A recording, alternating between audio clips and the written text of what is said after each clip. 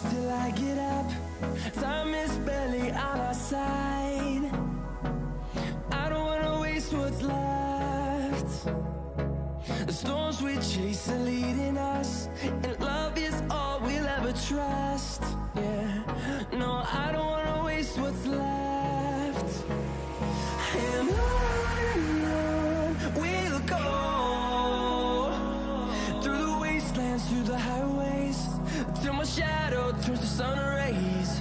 And on we'll go, through the wastelands, through the highways, and on we'll go.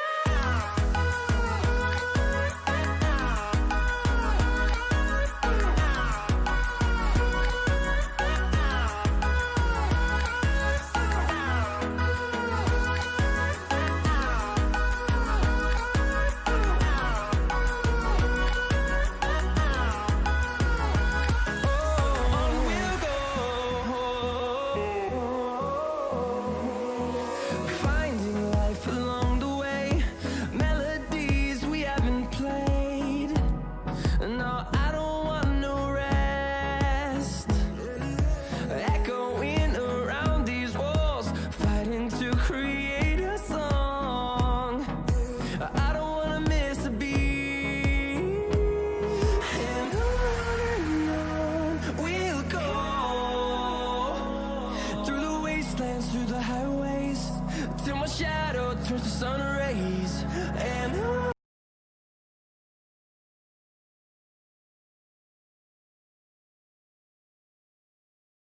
Lots of new stuff, like we got the winter update, we got the jungle update. I wonder if they're gonna make another like themed upgrade, maybe mountains, like dungeons goes Everest, or maybe an oceanic update. That'd be kind of weird, swimming around underground and stuff like that. Anyway, personally, I'm hoping for two things. I'm hoping that we'd be able to customize our little character a little bit more, like the visuals of the character. I'd love to see like being able to get a skin that's outside the game into the game. That would be absolutely amazing. And I would really like to be able to change up that little base area, add things, maybe put things on the wall. You find a cool sword, put it on the wall, memorize it. That would be absolutely amazing. You know, that's a very good point. I wonder what's coming next in Dungeons. Well, I guess we'll have to see. Thank you from me and everyone you've seen so far for watching the pre-show. Minecraft Live is just about to start, but we're such a small part of this community. So let's see some other great moments from this year in Minecraft. Thanks everyone. I earned this crown the last time. I get to wear it until I am dethroned, which means I can wear it the whole time until the end. There's a lot more rainbow because it is in honor of it being Pride Month. Was geht ab, Leute? Heute spielen wir Minecraft. すげえやばもう完全にここにあるよ本当にだってもうズームもできるし So I don't know if I mentioned this already, but I really want to use the real Minecraft hearts that come out from the pets when you give them a treat. So I just went into Feather Adventures and I made a green screen inside of the dog's house and for feathers as well. Así llegamos con el Nether Update en donde van a agregar nuevos biomas, animales, mobs. Hasta puede haber alimento ahí dentro del Nether. Cuando se nos hubiera ocurrido eso. Así que va a estar muy buena esta actualización que al fin llegó. I mean, how can I not get excited about transforming the look and feel of Minecraft from this scene with RTX off to this with RTX on? What the? 睡衣妹妹，思念的幻影。我说呢，我一睡觉来一小老妹儿，这是啥意思呀？ Oh, they're there! The little beasts are there! A new animal! This is kind of blowing my mind. What a cool update. 我乃齐天大圣孙悟空是也，身穿黄金锁子甲，头顶凤翅紫金冠，脚踏四步云驴。 We've added these new adventure crystals that allow you to experience adventures in your home, in your backyard, or wherever you are, instead of needing to go out and discover them. 这个吃瓜亭呢，也应吃瓜群众们的要求啊，把上面的这个不对称棋盘换成了好多的瓜，同时可以有6个人在这吃瓜呢，想想都有点小兴奋。I'm a bee! Did y'all see that? That was insanity! Yo, we stinging up in here! Check it out! I got a whole mess of powers! Y'all see them? It's bees. You can just keep spawning in all these bees! I'm literally just right-clicking constant. Now the bees that... 마인크래프트 던전스 굿즈. 아, 이렇게 봐야 되네. 개봉해볼게요. 두두두두두. 자, 오! 야! Get up, I have like... I found the mobs. I found them. I think we found them. Excuse me, I don't appreciate. No. Well, I gotta show you how to play my game. Are you watching? Whoa, the bees are really angry. Are you watching? What did you do? Dude, the bees are so mad. I'm just gonna leave you to it. Perhaps one of these other huts has something helpful in it instead. Oh my gosh. No, that's... La abeja es el primer artrópodo del juego que vuela. Los demás que hay en el juego son el pez de plata, los endermitas, las arañas. Quebra. Ok. Olha só tanto zumbi! Oi, zumbi! Tchau, tchau, tchau, tchau. 下一个任务是什么？分享一次家园，获得50金币。3、2、1，茄子，分享给好友，就给你了，二哈的二哈哈。然后，meu Deus, olha o porcão! Você tá vendo? É o Puma! Cadê o Timão? Hakuna Matata! Guten Tag, meine Damen und Herren, und herzlich willkommen zu einer weiteren extremen, ultramäßig harten Challenge. Wir werden heute komplett Minecraft auf den Kopf stellen. Oh, TNT, I'm taking this, okay? Dan, steady. What do I do with it? What do I do with it? It's on my head and I don't know what to do with it. Okay, give me an opportunity. Set me up. Oh, there's a lot of zombies. Throw it, throw it, throw it! Throw it in the middle. Ooh, did it work? Here they go. It did! There! Titta vad guld. Han kastar någonting till mig. Vad gulligt då. という習性があります。そしてね、毒針を刺した後まさかの死んでしまうこともあるんですね。ちょっと。 Nej, den är glad. Okej. Och du är glad, och du är glad. Nu, titta! Ha! Fast då har jag också förstört en sån där, men... Figata ragazzi, è tutto nuovo. Oh mio Dio, hanno cambiato il Nether. Ci sarà tantissimo da esplorare e io non vedo l'ora. Il fuoco blu! Speaking of food, nom.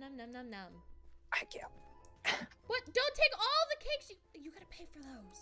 El daño y cómo vas creciendo tú como personaje depende de dos cosas: el nivel.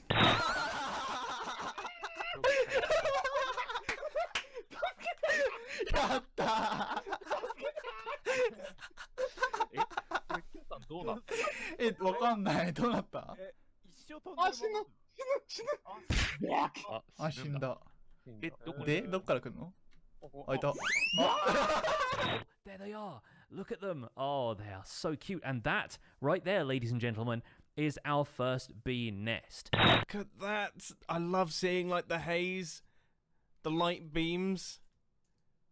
Oh no!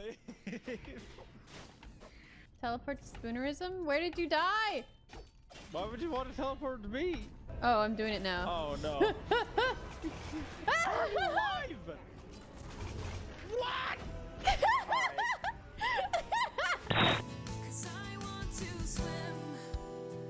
And when the waves come crashing through, oh, I will let them pass around me, 'cause I feel so safe with you, and I want to feel at peace.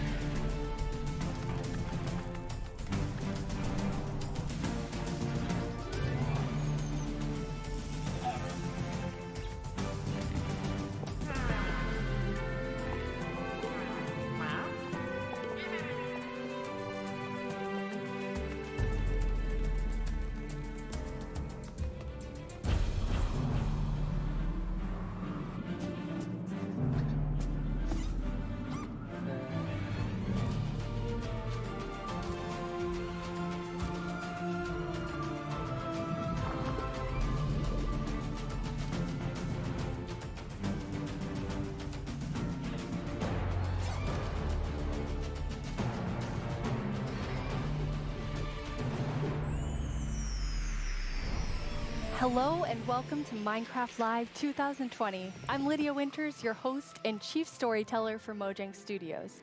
We're coming to you live from Stockholm, Sweden, the birthplace of Minecraft. Some of our amazing team members couldn't be here today, so we recorded the Minecraft Earth and Creator Tools segments in Redmond earlier this week. We are so thankful you're joining us. Before we get started, we want to acknowledge the number of challenges around the world right now, as well as the mental, physical, and emotional toll those challenges are taking on all of us. With that in mind, we want to give the opportunity today to take a breath, have fun, enjoy the games we love, and celebrate all of you, our incredible Minecraft community. It won't all be easy. You'll have to decide which mob to vote into the game, which, based on votes in previous years, will be super tough. You'll not only get to hear about what's coming to your favorite Minecraft games, you'll also hear directly from the development teams. We want you to leave today knowing about the exciting additions coming to Minecraft and also why our team has made those decisions. An insider's look at what's brewing at Mojang Studios. Today, we're kicking things off with the announcement of the we're going to tell you right now.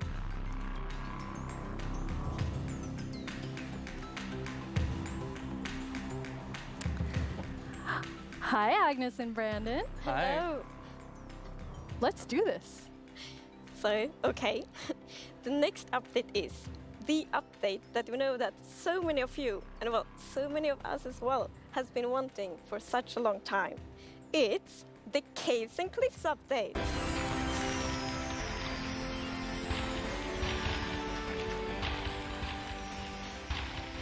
It must feel amazing to be able to tell everyone that. Seriously, like, I'm so excited about this. I mean, even before I joined Mojang, I was always thinking about, like, when is the cave update gonna come? And this is it, but it's also got the cliffs as well. It's got the mountains. Like, this is such a big update, and I'm so excited. How are you feeling, Agnes? Great, like, no, it's so good. So we have been working on this update for quite long, and we're like, we can't wait to tell everyone, and now we just announced it, and it feels we're actually getting our first live look at some reactions. Oh. Okay, that's very cute. So cute. Those mobs are very, very excited. This year, we asked some of our communities to submit questions that we'll answer across the show. This first question definitely feels like something everyone wants to know. Mi pregunta es, ¿por qué se han tardado tanto en actualizar las cuevas y cuándo llegarán? En verdad que hemos estado pidiendo esto por muchísimo tiempo. Why has it taken so long? Like Brandon, I've been waiting a long time too. Yeah, that's a very good question. So since this update really is the update, like we have been dreaming about it for so long, so it felt so important for us to do it right. Like we don't want to rush it. But now we feel it's the right time. Like we have spent the time we need to really like understand the vision we have for the update, and also to make sure that we understand what the community actually wants. And we've also like planned around it to make sure that we really can work together with the community to make this and like as epic update as possible. And we have also hired some new amazing developers to the team. And you're one of the amazing developers, Brandon. Yeah, I joined this year in January, and I actually came from the community. I used to do modding for 10 years. One of the first mods I work on was the Aether, which is like a dimension that added sky islands and stuff. And yeah, I'm just so happy to be here and work on an update this epic. I'm so happy to have you. We have another creator question. Hi, I'm the Pink Diamond Diva, and this is my question. Are you making the caves more advanced for older players so they can mine deep, or are you making them more accessible and easy to navigate for newer players? Such a great question. Yeah, I mean, with this update, we're making sure that we can have as much variation as possible within the actual caves themselves, but we want to make sure that the old caves are still retained as much as possible to keep that classic feel. Yeah, and we really also looked into to make sure that we have something for everyone, because you know we have such a huge community, and it's also a very diverse community, and that's such a beautiful thing. So we really want this update to have something for everyone. So actually, we made sure to map all the features in the update to different player styles to really see that we fulfill that goal. That's so cool. And you had such a big thought process on how you decide what even goes into an update this big. Yeah, we have spent quite a lot of time on just making sure that we have a very good fundament for the update. For example, we did the player style mapping, and we've also worked with design pillars. So the design pillars, they kind of describe the vision of the update. So for example, they help us when we prioritize between different features, and also when we design each specific feature. And we have 3 pillars for this update. And the first one is actually all about the spectacular mountains, the snowier snow, and the mischievous goats. Because at last year's live, the players voted for these features, and we felt like it's so important to deliver on that promise. So we actually wanted to have it as a pillar. Yeah, and another pillar that we actually integrated into this was adding strategy to mining. So of course, Minecraft already has plenty of strategy in mining, but we wanted to see if we could push that just a little bit further and add even more mechanics that make it interesting for players to mine in the caves. Yeah, and the third pillar is to create an underground of marvel for the players. And that pillar is a lot about adding variation to the underground and contrasts and inspire players to craft their own underground adventures and build underground. And one thing we have done to fulfill this pillar is that we have added new cave biomes, and one of them is the lush caves.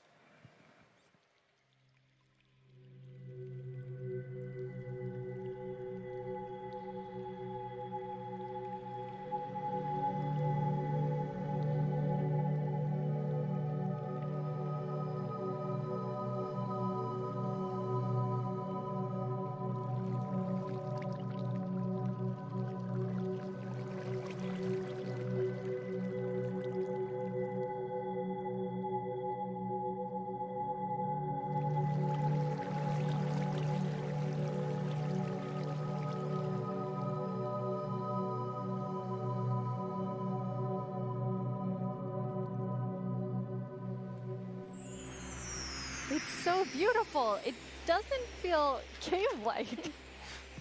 Yeah, I mean, we wanted to make sure that, of course, in Minecraft, all the original caves, they're pretty much the same. There's not much variation in terms of vegetation or different features inside of it. So for this, we wanted something which is a bit more light and lush and actually has vegetation. And I mean, I think it looks amazing. It's gorgeous. What was the inspiration behind it?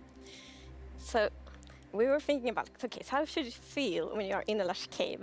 And we wanted to be so you feel very tiny inside a big garden or big forest. So when you look up, it's actually vegetation above you, it's vegetation around you. And one source of inspiration we had is actually a Swedish painter called John Bauer, because in his paintings it's always, or often at least, a tiny character, and then it's huge forest, and you see the bottom of the trees because the vegetation is so big compared to the character. And you're adding so many new plants in the lush caves.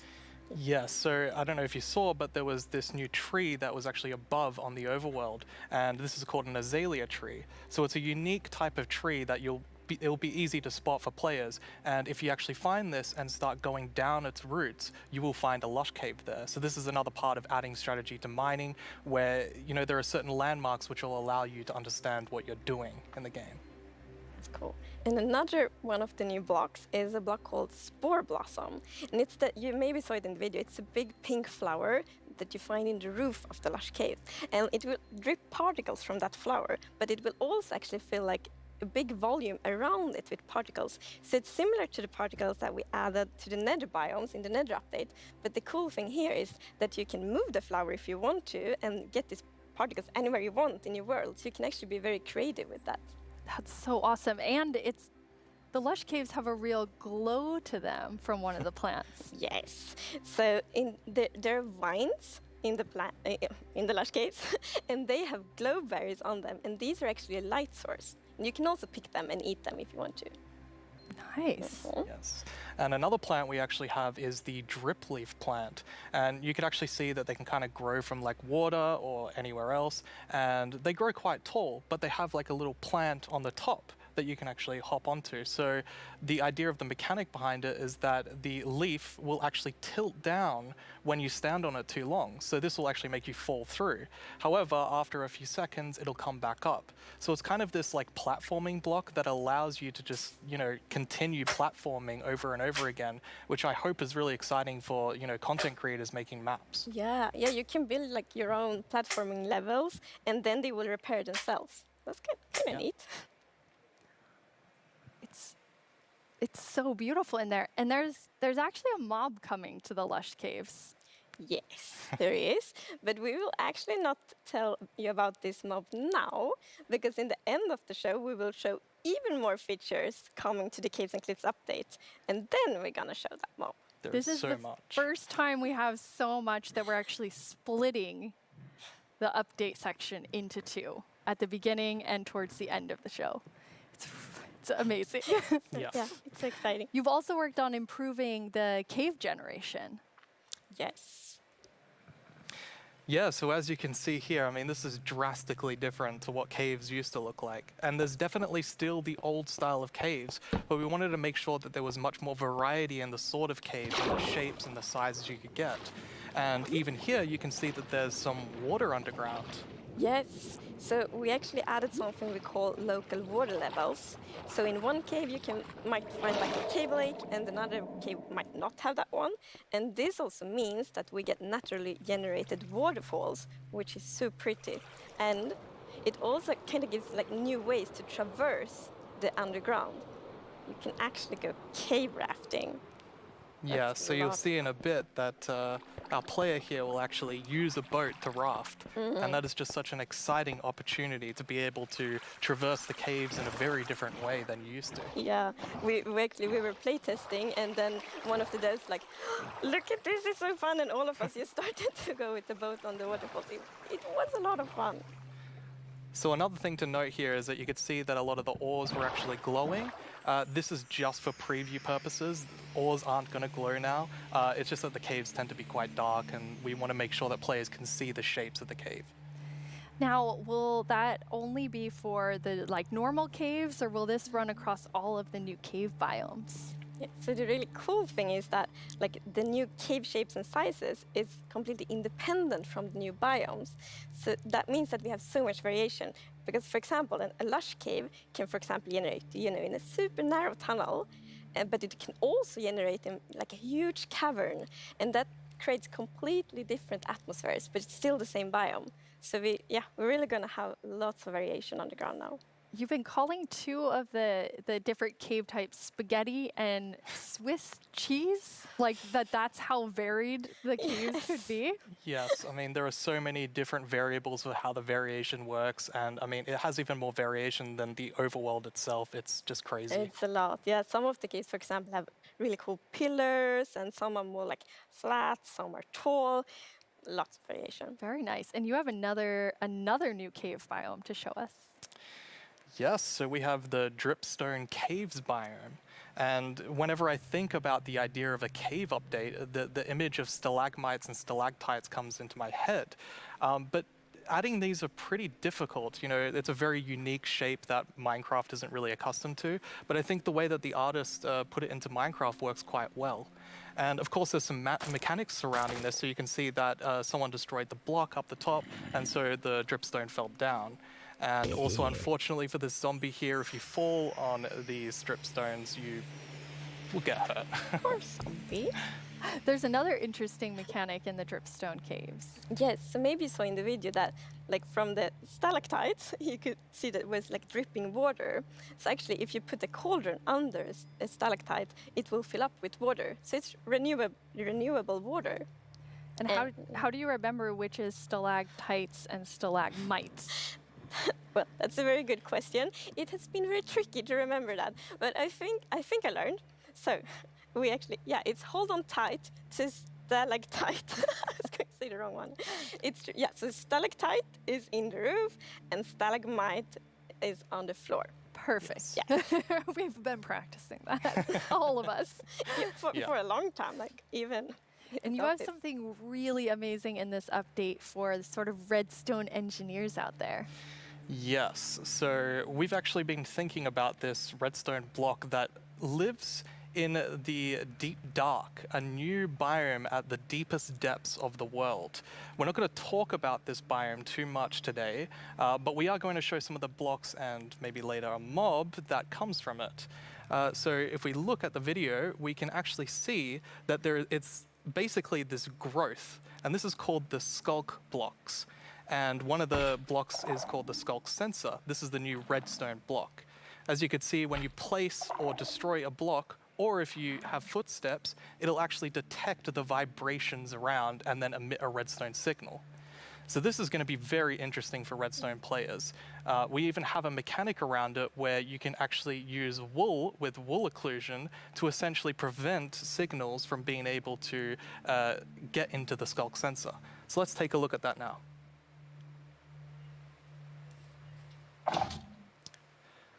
And as you can see here, I walked next to the Skulk sensor, and it's actually kind of doing an infinite loop where the piston is causing a vibration, and then it's activating the Skulk sensor and going over and over again. But here, I've actually put a wool block in between the piston, which prevents the signal from going to the Skulk sensor. This can allow you to even do sort of directional Skulk sensors where you can put wool blocks on each side and only allow it to detect vibrations in front of it. And vibrations can be so many different things. You know, it can be a snowball hit, it could be an arrow, it could be footsteps, it could be blocks, anything. So cool. Yeah. And another thing, we had a bit of a happy accident with this because we realized that we get wireless redstone thanks to the Skulk sensor. Yes. So, and we didn't even plan to add it, but then when we started playtesting, we're like, wait, we got wireless redstone, and that's so exciting, and, well, you can just build so many cool things with that. It's going to be exciting to see what the community will build. Yeah, you're really looking for community feedback to make sure this feels great for everyone. Absolutely. I think because this is such a unique mechanic, we really want to make sure that we get it right. And, you know, we love the redstone community and we want to make sure that we do it right. So any feedback you have, any ideas, send it to us and we will work with you to make this the best block that it can be. And now, we said there's another mob coming later, but I think it's time for a new mob coming to the Caves and Cliffs update. It is. And this is a very scary mob. And it lives in the deepest of the underground, in the deep dark. And this is a very dark place. And the cool thing is that this mob is very well adapted to the environment. So it can't see anything. So it's the first blind mob in Minecraft. And that's very interesting because it gives such interesting mechanics. So instead, it will react to vibrations, just like the Skulk Sensor block. So if you aren't very careful when you walk around in the deep dark, you might upset that mob. Yeah, with this mob, we really wanted to make sure that we kind of recaptured that feeling of the first night of Minecraft. And we can often forget that Minecraft can be a pretty scary game. So we wanted to make sure that we could kind of go back to that. I mean, caves can be scary, they're dark. And all I'm going to say is that when you go into the deep dark, I want to make sure that you're very quiet and watch closely for the warden.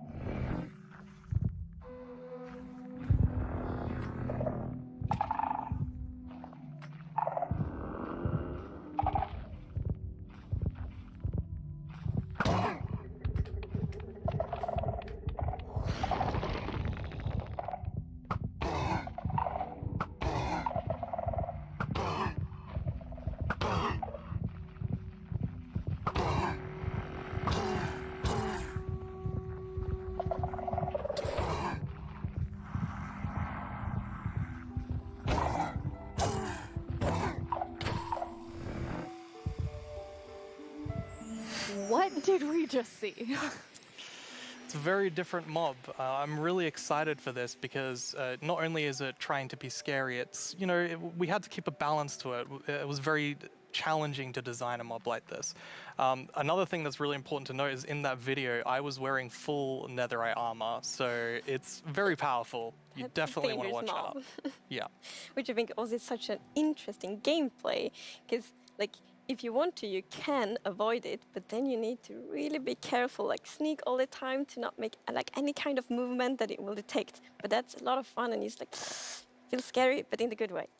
And you wanted to kind of take everyone back to that first night experience with the Warden. Absolutely. I mean, I had such an amazing experience when I first played Minecraft. Like, it was terrifying listening to zombies underneath my house and in the caves, and hopefully we can bring that back to players, but, you know, 10 years later. Yeah. But that would be just amazing, because you hear so many lovely first night stories. It's such a big thing, and I mean, I'm also very fond of my first night in Minecraft, so we hope to give that experience again.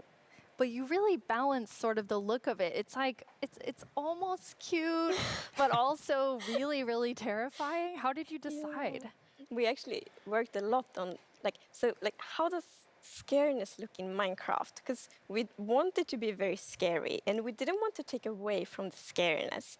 But we felt, let's add some derpiness to it. So it's like a mix. So for example, we added the mouth. I love the mouth. And some actually reacted like, oh, it's so cute, which I think it's more scary, but I think we find like the perfect balance. Yeah, absolutely. It really has character. Yes, definitely.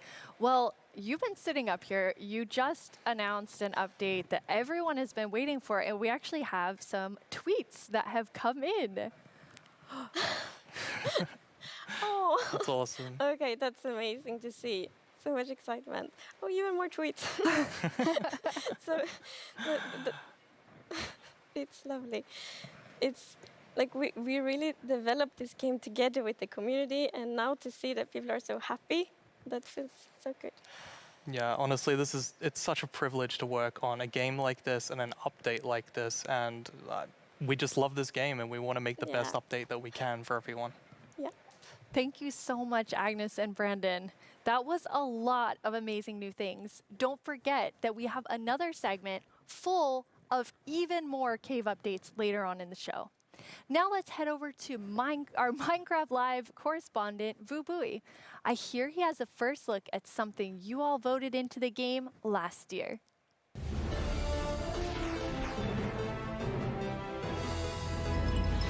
Hello, Minecrafters of the world. I'm Vu Bui, and I'm here once again to help all of you at home to choose a mob that will go into Minecraft. But first, we have a message from our good friend Max Brooks, author of our first Minecraft novel, with some exciting news. Hey, Minecraft community. It's Max Brooks, author of Minecraft: The Island. Thank you so much for embracing my book, and I hope you'll enjoy the sequel, Minecraft: The Mountain, where our character leaves the island and paddles to a strange snow-covered world and discovers another castaway, and together the two of them have to find their way home. Minecraft: The Mountain, coming out in 2021, available for pre-order right now. And as always, thank you for embracing all Minecraft books. That sounds awesome! Another Minecraft novel, and this one's called The Mountain. Speaking of mountains, remember last year's vote? It was a fierce competition, but the mountains won after 2 intense rounds of voting. Well, I have a sneak peek into what your vote is bringing to Minecraft on the cliff side of the Caves and Cliffs update. Goats. They're both mischievous and adorable at the same time. As you can see, they live on the mountains, and if you aren't careful, they might knock you off. They also have excellent jumping skills. We'll also get better mountain generation with spectacular and more dramatic mountains with height-dependent generation. That means things like tree lines and mountaintops that will be more challenging with lots of snow and ice. And speaking of snow, yes, it will be snowier. We will also have a new block called Powder Snow, which will be a kind of trap block. It looks similar to snow, but if you or a mob walk on it, you will fall right through. Now let's talk about this year's vote. We have 3 awesome mobs for you to choose from. And to introduce them, we once again have Tiny Agnes and Tiny Jens. Let's see what they have to show. Oh. Bees and moo blooms are friends, just like we are. Right, Agnes? These friendly cows live in the flower forest biome, yellow as sunshine and covered in beautiful flowers. What's not to like about these beautiful bovines? We are friends, right, Agnes? Why do we have to record these videos on an actual mountain? They are animated. The Isolager is a new illager that lives on mountain tops. It's a hostile mob that attacks you with clouds of flying ice. You did pack the supplies we need to survive the night up here, right, Jens? Do you ever wish Minecraft's oceans were glowier? Not me. I always wish for world peace. Sure you do. Well, wish no more. Meet the glow squid. Wow. What was I meant to say again? Vote for Minecraft? Can't talk. Must admire glow. Agnes, Jens, it's really distracting. They're so tiny, and they're so susceptible to distraction. Hopefully that won't happen to you. Now let's go over how... Hello? Oh, hi, Tiny Agnes. Yeah, no, I'm live right now. Okay. Well, you really shouldn't read too many internet comments. But, okay, I'll tell him. Okay, bye. Tiny Agnes would like everyone to know that she and Tiny Jens are, in fact, good friends. Okay, where was I? And why do people keep leaving phones around the studio? Now, let's go over how you can be a part of what is likely to be an epic showdown. Don't let this decision be made without your voice. Be ready to cast your votes. First, make sure you have a Twitter account. If you don't, go to twitter.com, sign up for an account, and make sure you're logged in. I'll let you know when the voting starts. Then you'll need to go to the Minecraft Twitter account to find the latest poll. Think carefully, debate with your friends and family, make a decision, then click on the mob you want to make it into Minecraft. There will be 2 voting sessions, and I'll let you know when each one begins. For now, just be ready and keep dreaming of victory for your favorite mob.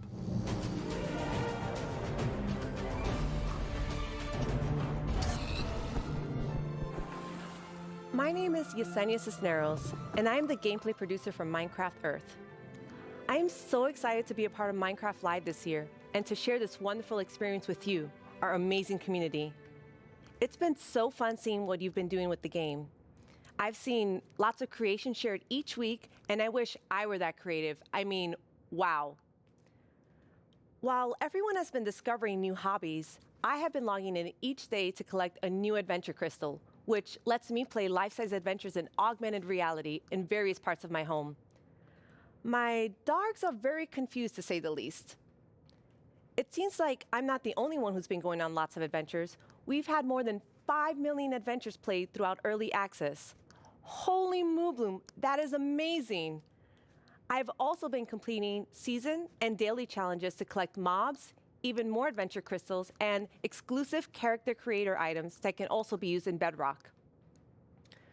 Sometimes, when the weather is just right in my house, lightning strikes and a new mob is made. Later this month, we have 2 new mobs joining Minecraft Earth, and I hear they're going to make quite a splash. Speaking of mobs, our beloved Moo Bloom from Minecraft Earth has a chance to be brought into vanilla. How cool is that? Now, I'm not going to tell you who you should vote for, but what I am saying is one of these mobs is definitely way more adorable than the rest, so choose wisely. In our last couple releases, you may have noticed that we added slime ball and slime blocks. With that, I'm super excited to let you know that we are adding pistons and sticky pistons to Minecraft Earth. Be on the lookout next week for a content update, and I can't wait to see the awesome creations you make with blocks, items, and now redstone contraptions. Our friends Mumbo Jumbo and Grian recently took a Minecraft Earth road trip and made their own awesome creations. Let's get a sneak peek at what they discovered. Hello everyone, my name's Mumbo, this is my friend Grian, and this is my 1974 VW bus. There's no air conditioning, there's no heating, there's no radio, there's no anti-locking brakes, no power steering. There's no seatbelt. I've owned it for about 4 years, and to be frankly honest, it's pants. Times were definitely different in the 1970s, so it's ridiculously slow, and it's definitely lacking some of the modern comforts you would usually expect to find in a car these days.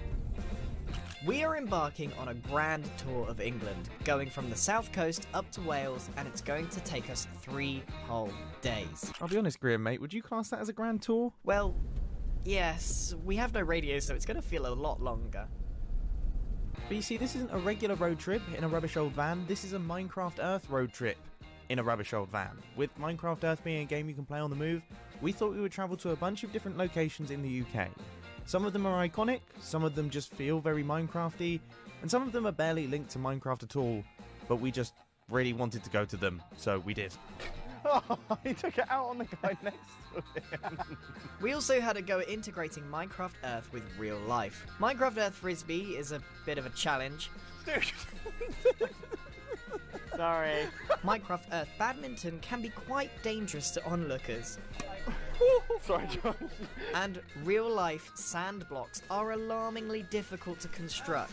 If I just film this angle, there we go, there's our sand block. All in all, though, the road trip was a huge success and we had a lot of fun. You can expect to see the full-length episodes appearing on our channels very, very soon. Wow, it looks like Mumbo Jumbo and Grian had quite the Minecraft Earth adventures. At Mojang Studios, we've also been making more original content than ever before on our Minecraft YouTube channel. Our goal is to create shows that give you inside knowledge directly from our team. We're even giving away all of our secrets in a new series called How We Make Minecraft, which honestly feels sort of risky. And guess what? We have lots more awesome Minecraft content on the way. Here's a look at what shows you'll find on our channel. Here's 10 things you didn't know about it. Yo to the yo-yo. My name is Jens, I'm here. Wait, no! Stop!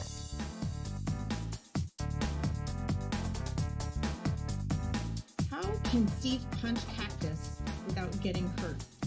I know a cactus has pricklies, but punching a tree probably hurts too. Everyone just starts panicking.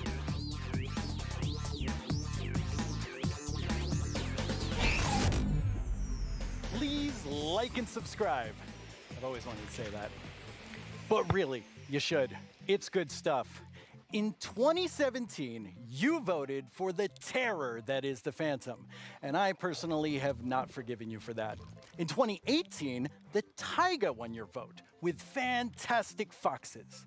Last year, it was the mountains with our soon-to-be friends, the goats. What will you, the Minecraft community, do this year? Let's review our choices once more. I was inspired by some of the amazing handcrafted things I've seen made by our community over the years. So I decided to make my own versions of our 3 mob choices.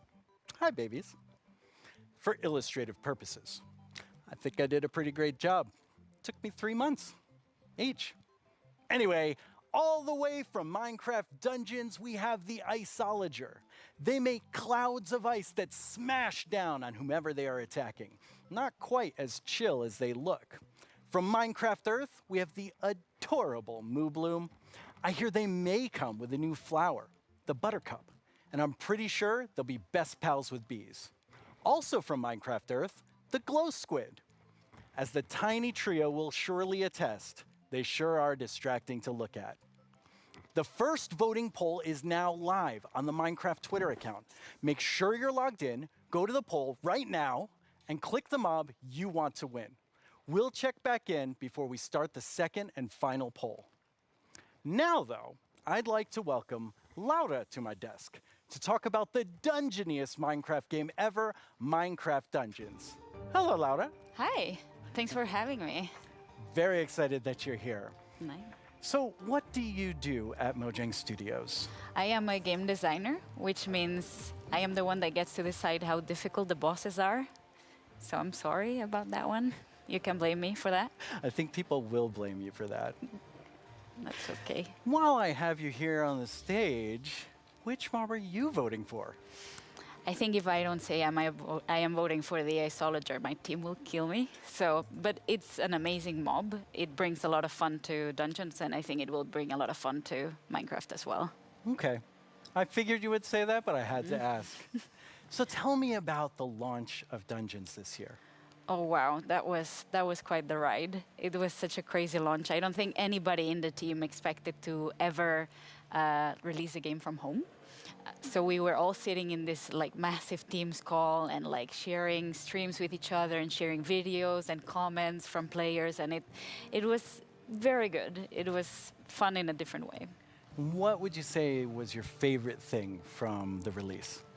I think it was how people came together to play the game. It was very fun to see parents like show their children dungeon crawlers and children show their parents Minecraft. I don't know, it was very nice to see everyone just sit together and play and enjoy. That sounds wonderful. Yes. Well, let's take a look at what the community has done with what's come out so far. Yeah. Cannot actually believe that we like got close to the end and it was like, nope. Well, time to be blown up by more creepers. They absolutely hate you, there's creepers. Oh yeah, Tom, you're welcome to join actually. あ、待って待って、結構減った、結構減った。最後殴りに行っていい？お前、おら！お前、おら！ So the Village Merchant, a really cool merchant, simple, straightforward items, and definitely a nice addition to the game, a good replacement for the Wandering Trader. Now let's go check in with our friend the Blacksmith here. This is definitely something that I'm looking forward to because this is one of the coolest things that has possibly come to the game. Pô, tem que matar o maguinho. Ai, morri. Galera, me ajuda. Calma aí, eu vou te ressuscitar. Calma aí, eu vou dar cover aqui. Que isso, Davizinho já tá me ressuscitando. Oh boy, oh boy. Alright, I see what's going on here. I see what's going on here. Väldigt bra! Ha! Smätsut! Hör du? Vänta tills jag har min raket du! Du ska få spö då! Nu jäklar ska ni få spö. Skya! Stop killing the pandas, you monster! Stop killing the pandas! Oh, we have to save villagers. Our villagers right there. You are free, villager. We must find the caravan of other villagers.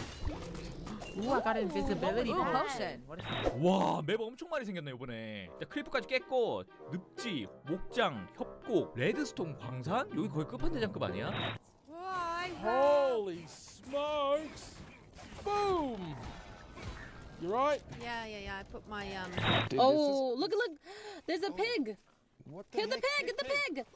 Oh no! Red! Backwards! No! Oh god! That looks so fun. Yeah, it's so cool to see people have fun with the game. And it's fun to play and watch. Yes, I hope so at least. But this week, you also had another launch. Oh, this month it's been a crazy month. Like we haven't stopped doing things, I feel. We released first the Creeping Winter together with our new merchants and the new daily trials, which was awesome. I hope everyone loved it. We launched for xCloud, so now people can play on mobile, which is so fun. I really like that. And this week we just launched in China, so now we get to welcome our Chinese friends to the community, and I am super happy about that. That's really exciting. Well, now we have a question from the community for you. Right. ということで私から質問です。マインクラフトダンジョンズをリリースされてから開発者が想定していなかったファンの反応やゲームの仕様などありましたでしょうか。またマインクラフトダンジョンズの今後について教えてください。今後どのようなコンテンツがリリースされるのでしょうか。ぜひ教えてください。よろしくお願いします。Okay, he kind of snuck two questions into that. Yes, but they were great questions, and thank you for sending them. Regarding the first question, I think we were very excited to see how fast people found the secret mushroom level. Like, I was very confused about it as well, because we had worked very hard on making it very secretive and having little snippets of things everywhere, but players are so smart. They found it so fast. So if you haven't played the mushroom level, go check it out, because it's very fun. And the second question? Right. So that's what we are here to talk about today.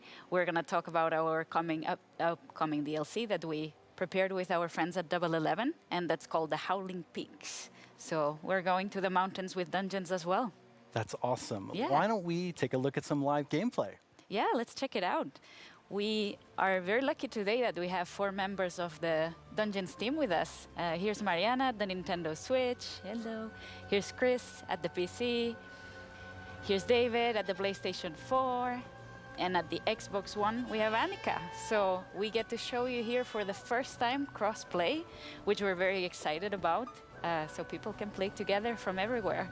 That's exciting. And yeah, that's our first look at the mountains biome coming to dungeons. Already I see a goat right there. Oh yeah. Yeah, we were so happy. We asked the Minecraft team if we could bring goats to dungeons, and they said yes. So we get to release them a bit first in dungeons, so we're super excited about that. They're equally as mischievous.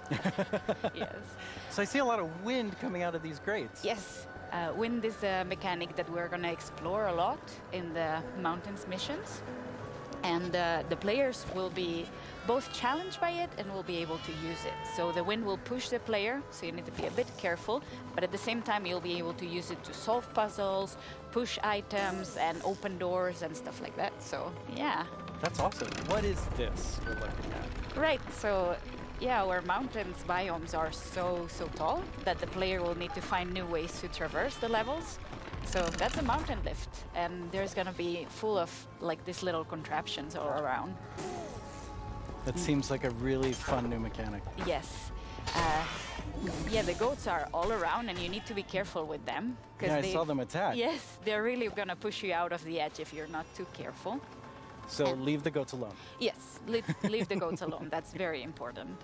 And as you'll see in a bit, the iceologers that you can find in this mission and in all the mountains missions are very ready for the weather. So they are wearing their little cozy clothes, and they're wind resistant, which means that while the player will be challenged by the wind, the iceologers won't. Oh, what are these?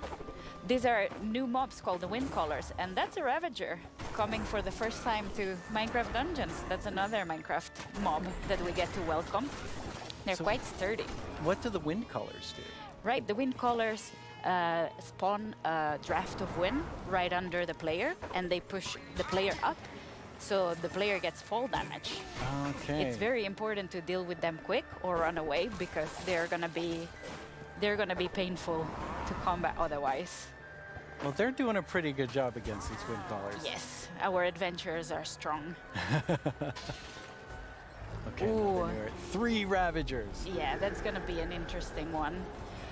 But so far, I can see that all the consoles are working very neatly together. We're super happy about that. It's been progressing very nicely, and we hope everyone can soon play together. Oh, that was an iceologer. I wanted to say, like, that's my favorite mob, but you know, it went too fast. But it didn't stay around too long. Yes. All right, we're leading up to this big Ravager battle. Yes. But I think we can let our adventurers deal with the Ravagers. Not very well. No. Yeah. So, with all of this, you also have a new game mode coming. Yeah, the game mode is coming very, very soon, and it's going to be for all the players for free, and that's called Apocalypse Plus, which means that we're making the game just, harder a bit at a time. Yeah. When you call something apocalypse, it sounds very hard. Yeah, and Apocalypse Plus means that it gets even harder. So hopefully players get to find new challenges, and we found different ways to tweak the balance so the challenge is different every time. But, okay, that's a lot of stuff. You're working on even more new things for Dungeons. We're working on a ton of stuff. I feel we've been so busy. It's crazy. But yeah, we have today a little video with a lot of work in progress. Work in progress, though. Very work in progress. Yes. But yeah, I think we should look at the video. Wait, that's my line. I'm sorry.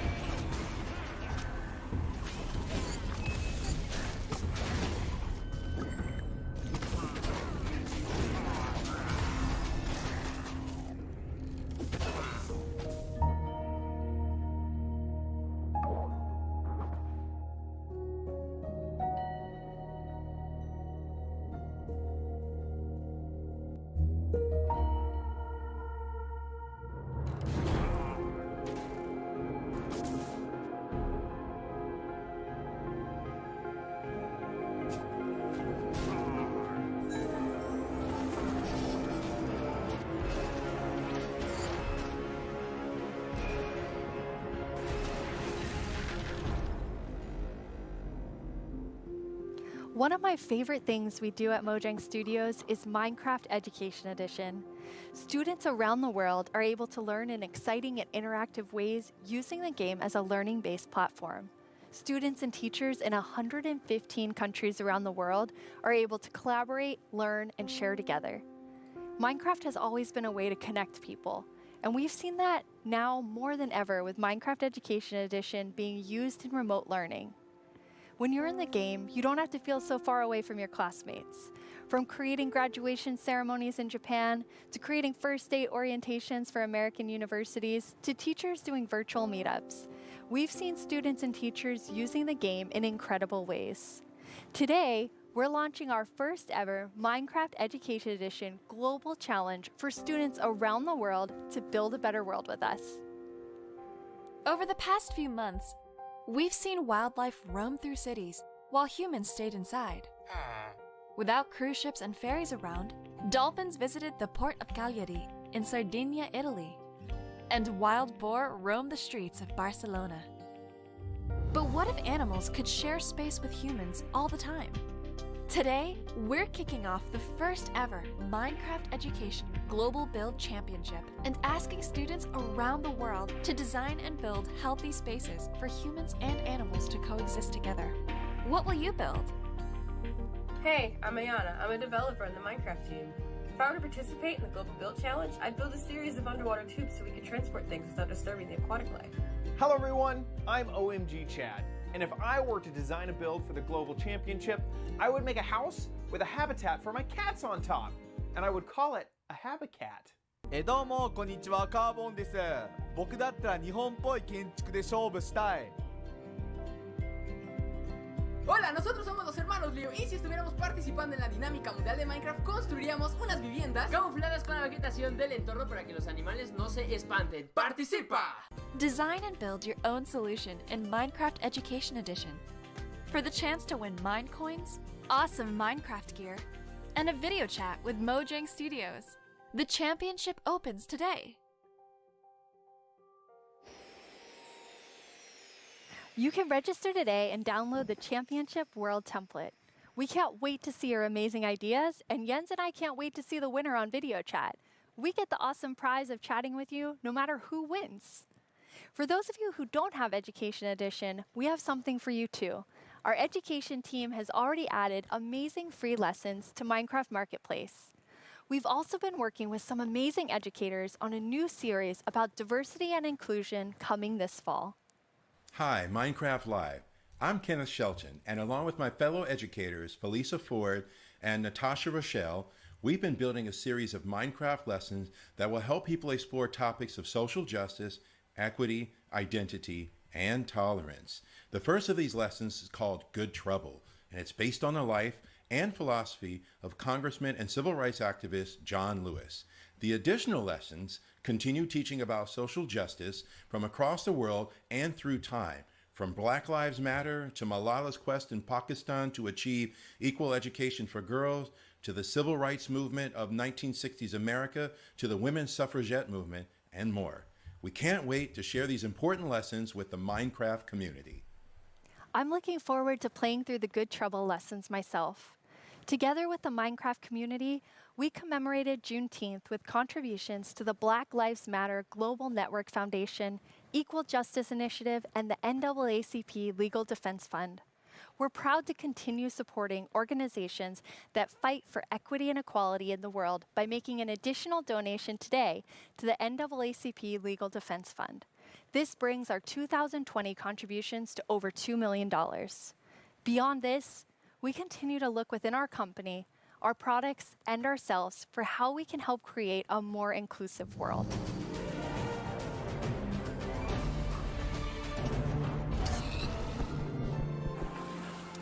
Now it's time for a brand new segment of our show. You may have missed our next guest during the Minecraft Update segment, but not to worry. You're about to get some dedicated time with the one and only Jeb.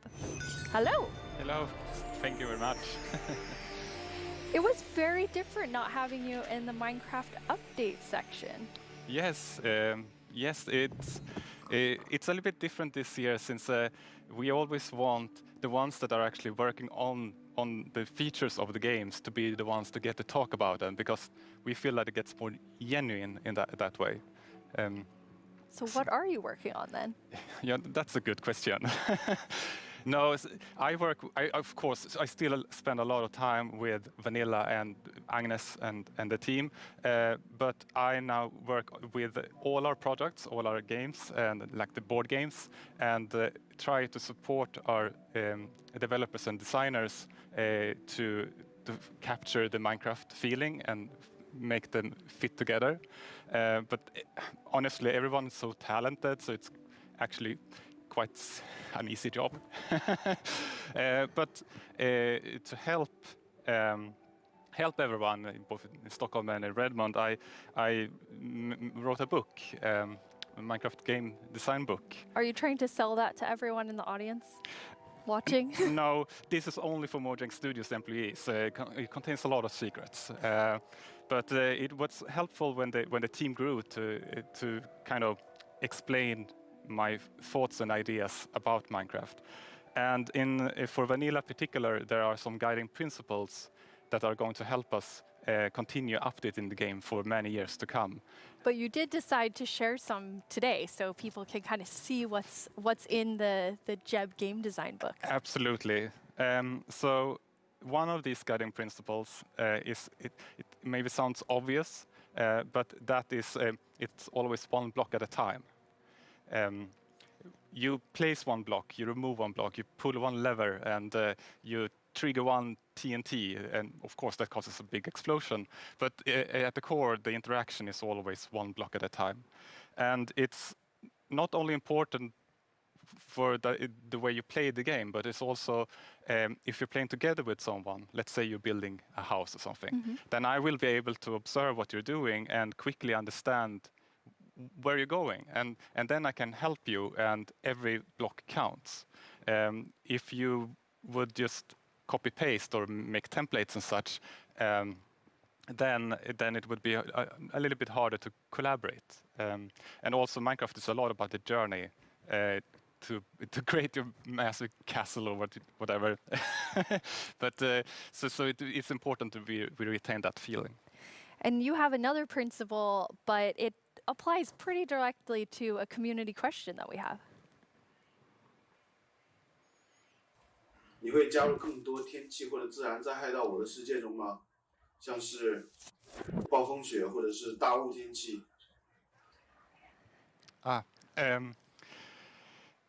我的世界的中国玩家大家好，感谢你的提问。Wow, yes. Yes. The Chinese community inspired me to try to take on a new language, but I have a long way to go, honestly. But about the question, if we're going to add things like natural disasters, that kind of contradicts one of our other guiding principles, that bad things happen, but they're technically the player's fault. Okay, they're the player's fault. Yes, in the sense that it was either caused by a player, like a griefer or summoning in the wither, or a player was nearby, such as when a creeper explodes. So whenever something bad happens, we want to make sure that the players are either actively taking part of that or have a way to prevent it from happening. And an earthquake or a tornado would obviously destroy something that you've spent hours building. But there's definitely a few I can think of that maybe fall outside of this principle. There are still a few cases, like Endermen can grab a block and maybe wreck up some redstone, or you can have an unlucky wolf running into your sheep garden. But there's also, the worst thing is, of course, lightning strikes that can set your whole house on fire. But I'm hoping that Agnes and the team may have a plan for that. Exciting. So what's the last feature you were active in developing? Yes, the last feature I did was the netherite feature. I thought that was a very important part of the nether update, and wanted to help where I can. But I don't want to, since I'm working with so many different projects now, I don't want to do something halfways and then kind of leave it to the team to fix my bugs. So I try to be a little bit hands-off. But recently I've, of course, also been working a little bit on making combat test snapshots. That leads us to another community question. Hey, I'm Dan TDM, and I would love to know what kind of combat mechanic changes are being made to Minecraft Java Edition. Yes, and that's an excellent question. We currently have a problem that on the 2 different editions of the game, there are different combat mechanics or combat systems. And that's bad both for us as designers that have to take both systems into account, but also bad for the community that wants to have the same experience. So the main objective is to reach parity. But I still want to make sure that we make a system that is kind of fits with the building and that doesn't distract too much from building, but still gives us this depth that allows us to design interesting behaviors. Also, I want to make sure that it works both good in both player versus environment. That means adventuring and players versus player. And I want to make sure that it feels good playing both with mouse and keyboard. And when you're on a controller, you don't get tired by frequently pressing the trigger. And we also want to improve touch, like the touch experience. So it's a lot to do. But you said you weren't working on feature development. But yeah, it's you true. are working on combat? Yes, I mean, of course, it's a little bit hard to keep your hand out of the feature cookie jar. But in this case, I also felt that this was an area where I could help the team, so they could focus on doing the content updates. But at some point in the future, I will, of course, dump this on the team. Okay, so exactly what you said you don't want to do. Yes, and they will have to carry it over the finish line. Yes. Nice. Now, speaking of combat, we just had a really cool announcement about Alex and Steve coming to Super Smash Brothers. Yes, and that is so amazing. And just like I said, like my job gets easier because everyone's so talented, and just in this case, Sakurai-san and his team they really understand Minecraft and have made an absolutely amazing Super Smash Brothers fighter. And Sakurai has also made a really amazing video for all of us in the community. マインクラフトライブをご覧の皆さん、こんにちは。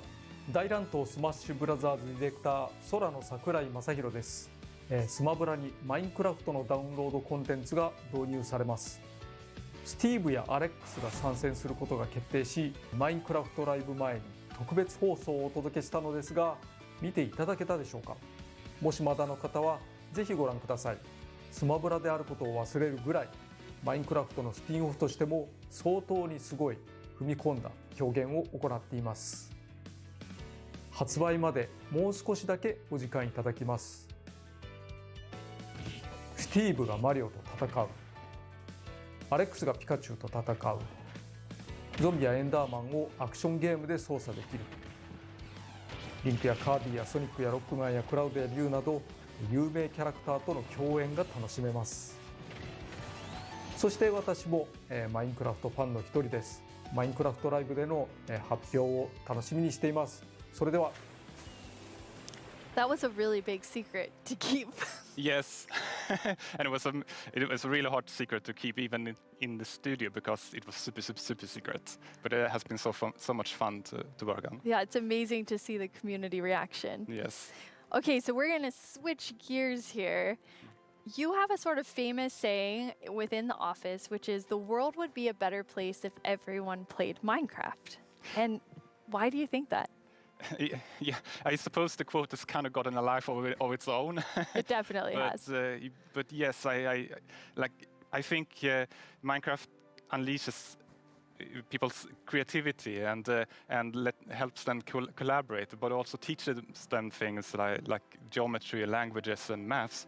So yes, I do think that the world would be a better place if everyone played Minecraft. But I know that you also are very engaged in building a better world.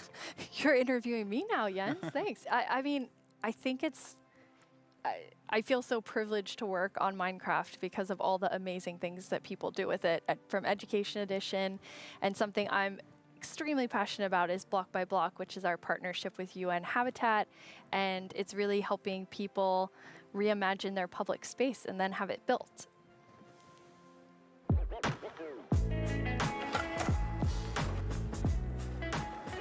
I love this place. It's such a nice area, but it has not always been like this.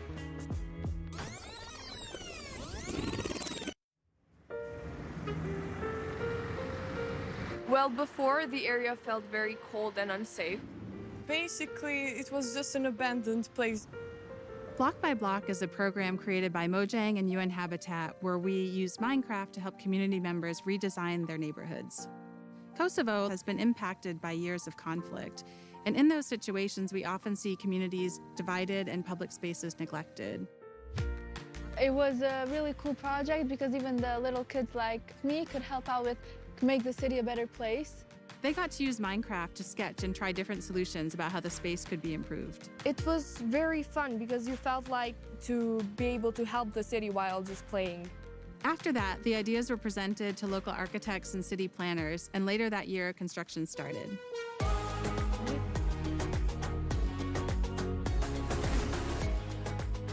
It's been 5 years since we participated in the program, and the street since then has become more developed and it is now more frequented than before. It seemed kind of unbelievable that this was made with Minecraft. So seeing my own idea as a kid, changing a whole area in my city, it was very special to me. It's unbelievable that we were able to make reality what was once only an idea in our computer screen. Finally, decision makers have changed their perspective because maybe they realize that we can make a change. In a democracy, you want the people who live in that community to be asked about what's going to happen in that community. So this is a perfect example. The community was asked, the community decided, the community designed, and the community is using it. I'm probably going to be like really happy and be like, hey friends, I made this. I walk here almost every day, and every time I see it and I see a lot of people spending time here, it's a very gratifying feeling. I just hope it will become real as soon as possible. So the reaction of the community was great, and to me it was a great feeling which I'll never forget. I came up with a skate park idea and some trees surrounding the park. It is possible to change the world and make your dreams come true.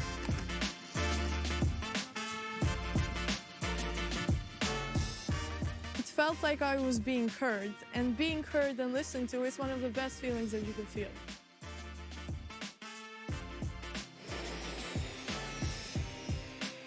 I actually was able to go to Kosovo at the start of that project, and it's just amazing to see the transformation using Minecraft. Yeah, it's amazing, yes. Jens, you must have seen a lot of amazing things because you're about to hit your 10-year anniversary at Mojang Studios in like 2 or 3 months. Yes, it's true, yeah. It has been an amazing journey these 10 years, and I have had so much fun working on Minecraft. But of course, I'm also a Minecraft player, and we're all like with the community, and in the end, it's really the players and the community that gives everything its purpose. Yeah, absolutely. And from myself as part of the community, I just want to say, like, thank you for the 10 years and all that you've done for Minecraft. It's made a huge difference in my life, and I think many people watching right now. Thank you. Thank you so much, Jens. Last year at Live, we announced the Nether update. Maybe since then you've been wondering about what it would be like to attend a Nether ballet. Wonder no more. Our friends at Element Animation will dance us through all the new Nether features.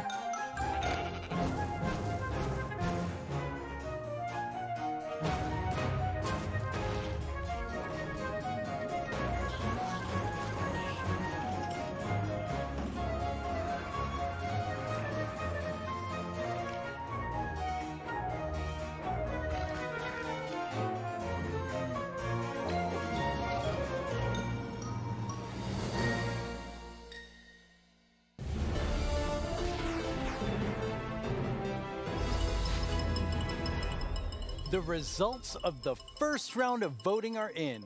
The round which determined which mob's dreams would be dashed, with no hope of making it into the final round. And it was intense. But sadly, let's all say a fond farewell to the poor Moo Bloom. Then forget it ever existed, because it's time to vote again. We are now down to the Isolager and the Glow Squid. And in the first round, they were quite close. I'm quite interested to see where the voters of the Moo Bloom will go.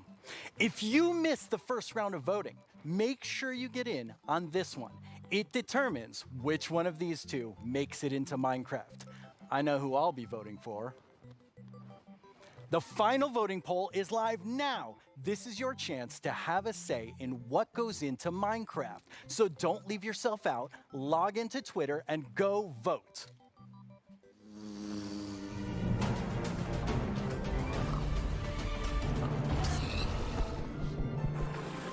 Hello, I'm Quinn, head of the Marketplace Partner Program, and I'm joined by two of my favorite people. How about you guys introduce yourselves?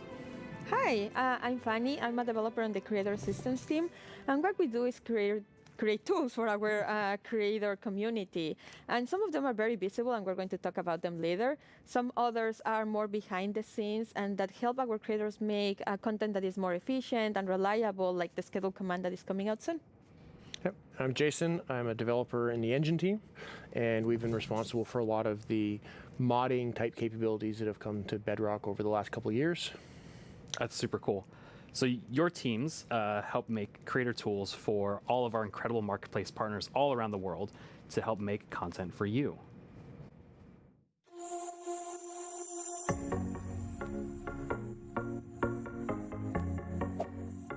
Kia ora koutou mā, ko Whete tēnei from Piki Studios here in Aotearoa, a team of 3 making content for the marketplace and Minecraft Education Edition.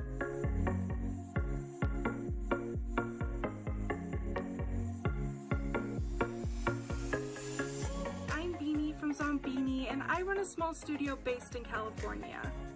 We create lots of marketplace content, and I've been making tutorials for the last 7 years to teach others how to make their own Minecraft skins.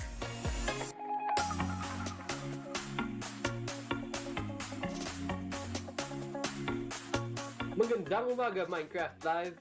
My name is Mark from Kubo Studios, and we are 15 working here in the Philippines.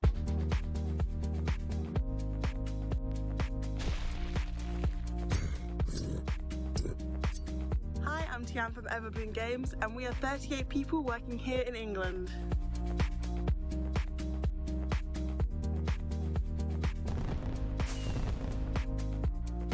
Hi Minecraft Live, this is LizCraft, and we hope you like our stuff on the marketplace.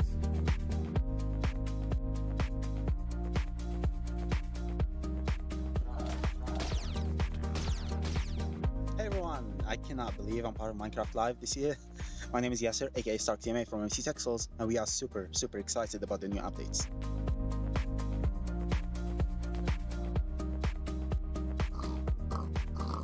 Oi Minecraft Live, eu sou o Gabriel, diretor da Irim Studios, e a gente tem cerca de 5 participantes na nossa equipe, somos todos brasileiros.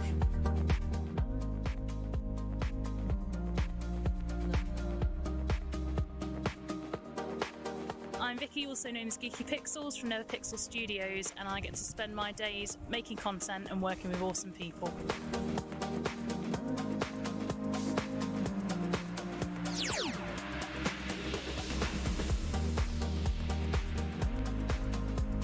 Hey, I'm Warren from Guycraft, and we are 20 people working here in Israel.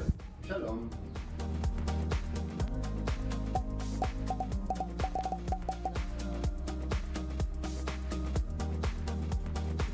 And the best part is all these features can be used by all creators.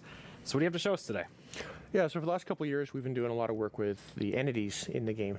So this time, we've doubled down and gotten it so that we focused on items and blocks. So as part of that, I've made a custom crop to kind of show off a lot of the capabilities. So over the summer, everyone at Mojang Studios was given tomato seeds to try and grow a tomato plant at home. So I thought that was kind of the perfect inspiration to go make a crop. So you can interact, you can place the seeds, use the crops. See, they're kind of growing. We got a couple of them getting to the flower stage. Got a few now that I can actually go pick. So in this case, I've made them work like the sweet berry bush, where you can just right-click on them. But I think tomatoes taste disgusting, so I thought it was better to make them as something you can throw. So Quinn and I had some fun. We were throwing them around. It's harmless, or sort of harmless. Yeah, totally harmless. Yeah. You knocked me in the lava. It was mostly by accident. But tomatoes will actually rot on the vine as well, and if they rot for too long, you get a little rotten tomato monster that can spawn from it. So I'm gonna fight him off here. But yeah, he throws rotten tomatoes. They don't fly as far as a regular tomato, but they knock you back a lot more. But kind of based off all this stuff, I think tomatoes maybe aren't the best idea. So I'm going to get rid of all my plants and never grow them again. Yeah, I agree with you on this one. But So all they're these, so healthy. it's true, they are pretty healthy. So with all of these new custom crops, creators can go and make some really cool kind of like farming style maps. Oh, definitely. So like, I think crops are a great example of showing off how they all can kind of come together, because you get the items that you can get there. Normally you would eat the item, but or you can make projectiles. But they also have the ability to get events that are fired from things like a tick event. So as that event is fired, you can make the block run through multiple stages of growth, and eventually get it to the point where like you can choose like what loot spawns at various stages of growth and stuff like that. Yeah, I thought it was really cool how you could like interact with them like a normal berry bush, but then get the tomato out. Yeah, it's just another it's an interactive event that you can key into. Yeah, and then there's a tomato monster there at the end too. Yeah, I call him Tomo. Little Tomo, it's so cute. It's not even scary, but yeah, it's an example of what you can do with them combining events and commands. That's one of the features that our creators have requested for so long, just having commands to be able to run them when something happens. So now, instead of also in addition to doing it with actors, you can also do it with blocks and items. In this case, as the flower is rotting, you can disappear that crop and also summon a tomato monster, a Tomo monster. Yes. Well, that's really cool, because like I can totally see creators like using all of those combinations of features to make some like really cool like adventures maps. Yeah. Like, for example, the little adventure that we can show you, where we were going to the desert, and then we found this mysterious golden skull, and also an equally mysterious pedestal in the middle of the desert. So we decided to place our golden skull over there and see what happened. And yes, we have a mountain that is hollow. And as the brave warriors that we are, we went exploring, and obviously we found some creepy monsters inside. Luckily, we have our trusty custom sword to fight them off. Oh, that helps. I'm not sure if we even survived that. Yeah, that doesn't seem very safe. No, not at all. But that pedestal, I know that's one of the most requested features, block models. Yeah, so I've been super excited that we finally be able to get block models in. It's something we've been wanting to do for years, and we were finally able to work on them and get them in. So we got it working with using the same formats that we've been using for the entities, so the same tools that people have been using to build custom mobs, they can use to build the blocks with. Oh, that's cool. So you don't even have to like learn a new skill. You can just continue. It's almost identical. That's awesome. And then I noticed on the hotbar with the golden skull, there was like a little red triangle. What was that? Yes, it's a new feature that we're calling item lock. I don't know if you found yourself sometimes just going through some content and you have this special item and then you die and you lose it, or maybe you drop it accidentally. Now we've made it so that creators can actually lock something on your inventory, so that when you die or you press Q, it won't go away. That way you don't lose your mysterious golden skull to unlock the next stage. So nice. I was gonna say that makes it super easy, because I've definitely been in an adventure map and I lost the key on accident, and then I had to go and try and fix that. Yeah. And then when you place the skull, there was a lot going on in the background. Like, there's three features to talk about right there. The first one is like we wanted to give more power to creators with cameras. And this one is just a small one where we just shake the screen. I don't know if you noticed that one.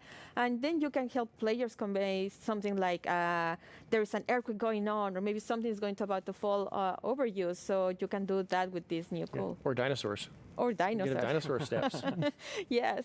The second one that we noticed there is structures. You can now place them using commands, whereas before you had to be using a structure block, which is more complicated and time-consuming. Now you can do it much more easily. And as part of those commands, you can now animate the structure placement. For those that noticed, like the mountain was opening, and that was just a structure animating. We provide a couple of effects. One is just like a 3D printing animation, and the other one is layer by layer. And yeah, you can combine them to just achieve very cool effects. Yeah, I can see like creators, using those to add just another level of polish to their world. Exactly. Absolutely. And then I recognize the scorpions. Yeah, well, the desert theme, it felt appropriate to bring them back. They've always been one of my personal favorite custom mobs that I've ever built. Yeah, but after watching that video for so long, I ended up having a nightmare about having to rescue my mom from really? some like aliens riding scorpions. It was creepy. I'm sorry, that was not the intention. It was creepy and funny. Yeah. Well, speaking of aliens, I know our team put together a really cool sci-fi parkour map that, they made you run through, Jason. Yeah, I'm pretty sure they knew this when they asked me to run through it, but I'm pretty awful at parkour. So it took a few tries to get a clean run through. But at the beginning here, it's a pretty typical sort of parkour map of running and jumping, but we definitely have some twists up ahead. And here's kind of the first one of, even I know I can't make that jump. So let's see what's in the chest. And we got a Sliminator. So I'm pretty sure you know what to do here. So now, hopefully, I will jump and be able to clear this gap. And please, yes. Make it up. So to get teleported to the next section, kind of make it along and see what next obstacle we have. So now I know the chests have useful things in them. So we got a Blockinator. And we'll throw that across and get a little platform. Now I can make this jump. Even I can make that jump. And we got the hot dog, or the cyber dog, and float up. But it poisoned me, so I needed to use the antidote to rescue me there. Make it across and get through here. Now we got a wall in the way, so let's see what tool we have to get through the wall. And insta presto, and get through here. Keep going along. And this should be our last obstacle here. But I can see the teleport pad, but I can't quite get to it. But that shaft up above looks promising, along with the ladder. So let's go up, see what we get here. Fall down. And block breaks, I can get to the teleporter. And Fanny's already there. You made of course. Yeah, finally. Wow, that's super 86 cool. times. I love just the good. aesthetic of that too as well, like all the art and things. So those teleport blocks, those seem like a really cool way to add like another level of immersion to the worlds you're creating. Yeah, with data-driven items and blocks, we get so many new events that you can act on. Like, for example, in the case of the teleporters, you can step on it, and then an event will trigger, and you can react in so many ways. You can add particles, or in this case, for example, you run a series of commands that just teleport you to the next area. That's awesome. And I love the Slaminator, the Blockinator, and the Magic Wand. I've never seen items do that before. Yeah, so that's another example of how combining the same tools you can achieve so many different effects. For example, the Sliminator was just using the event and the and the fail command, right, to replace the blocks at the bottom with the slimes. Then the next one, we have the wand, and that one is just replacing blocks with air. And then we also had the Blockinator, which allowed you to walk by placing some blocks, replacing air with blocks. So just by combining events and the same command in different ways, you achieve so many cool effects. Yeah, so it's just small little simple things you can combine in lots of different ways and get a wide variety of results. And even that Blockinator allowed you to make that jump. Yes. And then I also saw that there was messing with mob effects too as well. Yeah, so we've had an example of custom food in there, but in addition to just satisfying hunger like a food normally does, you can add and remove mob effects. So we had the cyber dog that gave 3 effects, the levitation, nausea, and poison. And then we had the antidote that would actually only remove 2 of them. So unlike a bucket of milk that removes all mob effects, you can make things that remove very specific things. Yeah, and then it seemed like you got, after you use that, or after you use the magic wand to get to that wall, it seemed like you were stuck, but there was something else that was going on there. Oh yeah, so there is the block that was in my way. So we made it so that another one of these events, similar to the on step on, is we also have an on fall on. So in this case, it was just an on-fall on, and you can set what distance you want the event to trigger. So you have to fall at least 10 blocks or something like that. And when you land on it, we then break the block, similar to what, like the tomato plant and other things that we saw earlier. Yeah, and it seemed like it took you quite a few tries to make it through, but Fanny was able to do it first try. Yes, unlike others, 86 times. Yeah. Yeah. And one new feature that we have is that on raw text, you'll be able to show the names of the players that are of interest at that moment, and also show scores. Like in this case, we were tracking how many times Mayor was dying. Yeah. Well, thank you both for coming on to the stage and talking a little bit about these creator tools and new features that are coming out. And with these new features, there's going to be a pretty amazing new thing coming out later this year for all Minecraft players. Remember, GDL will not be held responsible in the event of a likely death.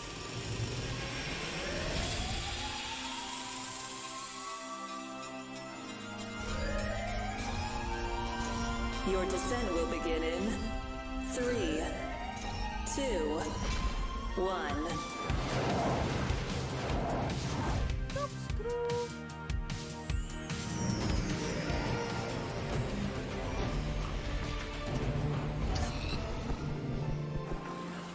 We know you've waited a long time for this update, and if you thought the first set of features for the caves were awesome, it's time for even more awesomeness. Agnes and Nir from the Vanilla Minecraft gameplay team are here to tell us what else is coming to the Caves and the Cliffs update.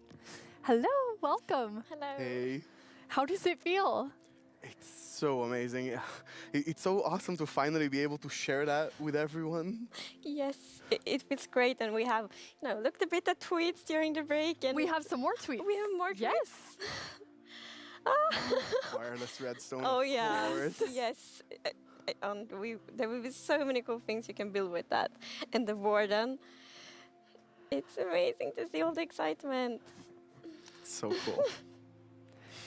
Nir, you recently joined the Mojang Studios team. Yes, I joined this year. But honestly, I'm not completely sure how that happened. And not just joining Mojang. I'm not really sure how I'm here in Minecraft Live, because just last year I was home, glued to the stream. I had to know what the next thing is coming to Minecraft, and today it's not only that I get to share that, I got to work on some of those things, so it's fairly incredible. But yeah, I've been developing games for a few years now, and more recently I've actually worked with this non-profit organization called Games for Peace, which is an amazing organization which basically uses games to promote peace. Like he takes kids from areas of conflict all around the world and sits them down to play Minecraft. And sometimes it's kids that don't even share a language, so they can't talk. So Minecraft is the language they share. Minecraft is what helps them connect and get to know each other and creates friendships, right? And it was amazing being part of that. It's so cool. I mean, sometimes I feel like, oh, I know all the amazing things that are happening with Minecraft. And then you described that to Agnes and I, and we both were like, we've never heard that. And it's so cool. It's beautiful. Amazing. Absolutely beautiful. So in this update, you've been really looking at filling out the caves even more. Yes, so there are even more things to show. And in the things we showed so far, it's a lot about improving the journey underground, but of course we also want to add new things to find, new resources, and one of them are crystals.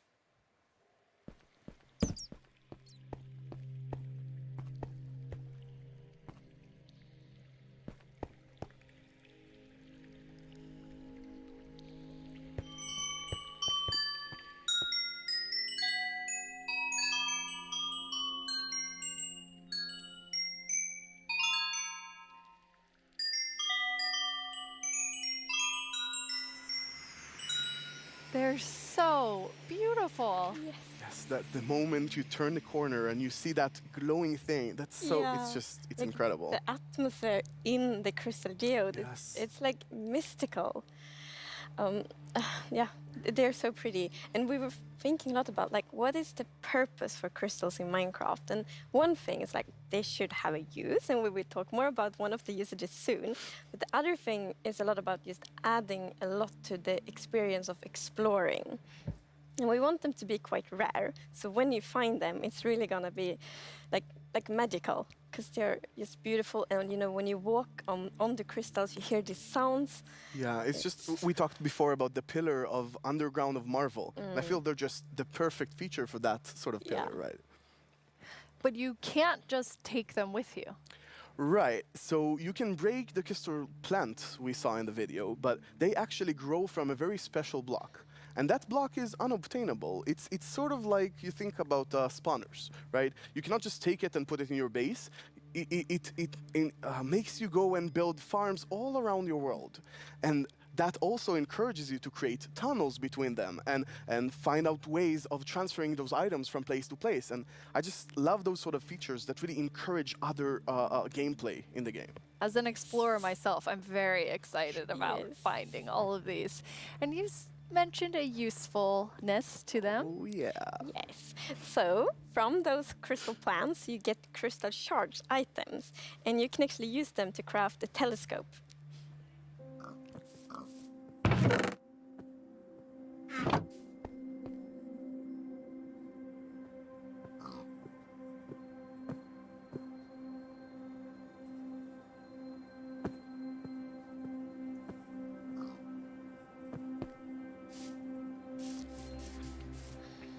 That is amazing. It is. It's such a useful item.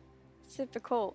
And the cool thing is that, so yes, you use the crystal shards to craft them, but you also need something more, and that's also a new thing that we added.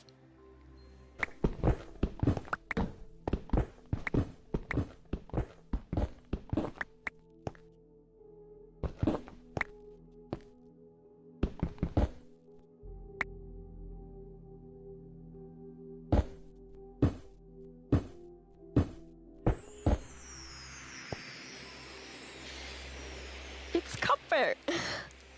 That's amazing. Yes, it's new ore. And you saw the copper ore in the video.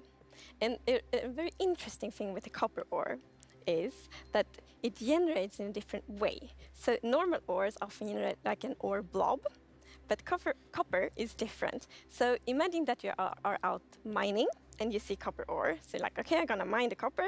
And then you see some stone. It's like, they look a bit different. So you continue to mine. And then you find another copper ore. And you probably go like, okay, I think I found a copper vein. So we're actually adding ore veins to Minecraft. And like, they really add so much to mining. It gets so interesting because it's kind of like following a trace when you mine. And they tie so well to the pillar we have about adding strategy to mining. Yeah. That's amazing. And you've personally wanted copper in the game since you maybe before you started? Yeah, you mentioned it once or twice. Well, maybe a few times. But yes, so I think I got inspired by the pretty copper roofs in Stockholm, and they are all green because we have so many like old buildings here. And we've actually added that mechanic to Minecraft as well. So you know, if you place a copper block, it will first be orange, but after a while, a pretty long time, it will turn green. And it's something, I think it's so cool, because it actually adds history to Minecraft. Because, for example, if you have a really old Minecraft world, then you can see on like a house and like, oh, the roof turned all green, and then you know that that house has been there for a really long time.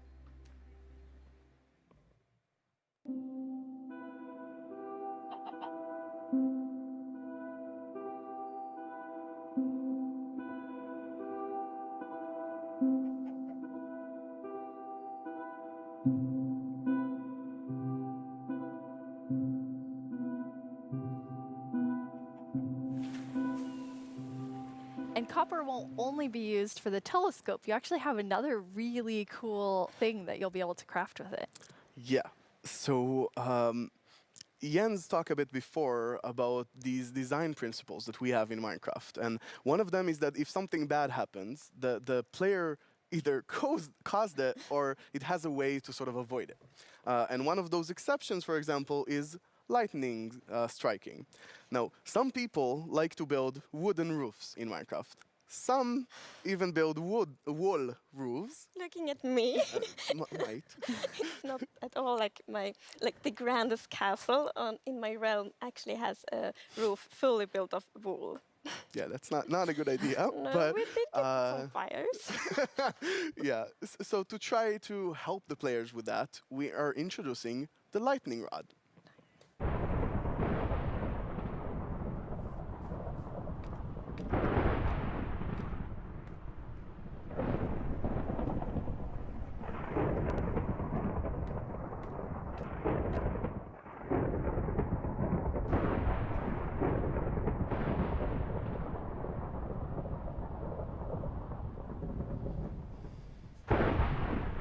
That is very useful for all the wool roofs out there. Yeah, I think this is a problem that happened to a lot of our players. Even personally, I had this peaceful game that I played with my partner, and it wasn't peaceful. And we went out and we were like looking at animals, collecting a few animals to our base, and we came back and our house was gone. And I was quite confused because I consider myself to be someone who knows a bit about Minecraft, and there are no creepers, there are no Endermen. So what happened? We figured that probably a lightning strike hit and burned down the house, and we were quite traumatized because we were not prepared for this. So I think this lightning rod is really going to help with that. Yeah, now you don't have to worry about that problem anymore. No, I'm gonna place like lightning rods everywhere on my wool roof. Good. Will be perfect. Good. Now, you've introduced a lot of things already, and players already have a lot of trouble with their inventory and the amount of items, but you have an idea for that. Yes. So as you know, we keep adding new blocks and new items all the time, and that do create a bit of an inventory problem. And we're aware of that, and we have actually been thinking quite a lot how we can solve it, because we want to have like a good gameplay solution. We want it to be balanced, and we actually have an item in this update that will be really helpful, and it's the bundles.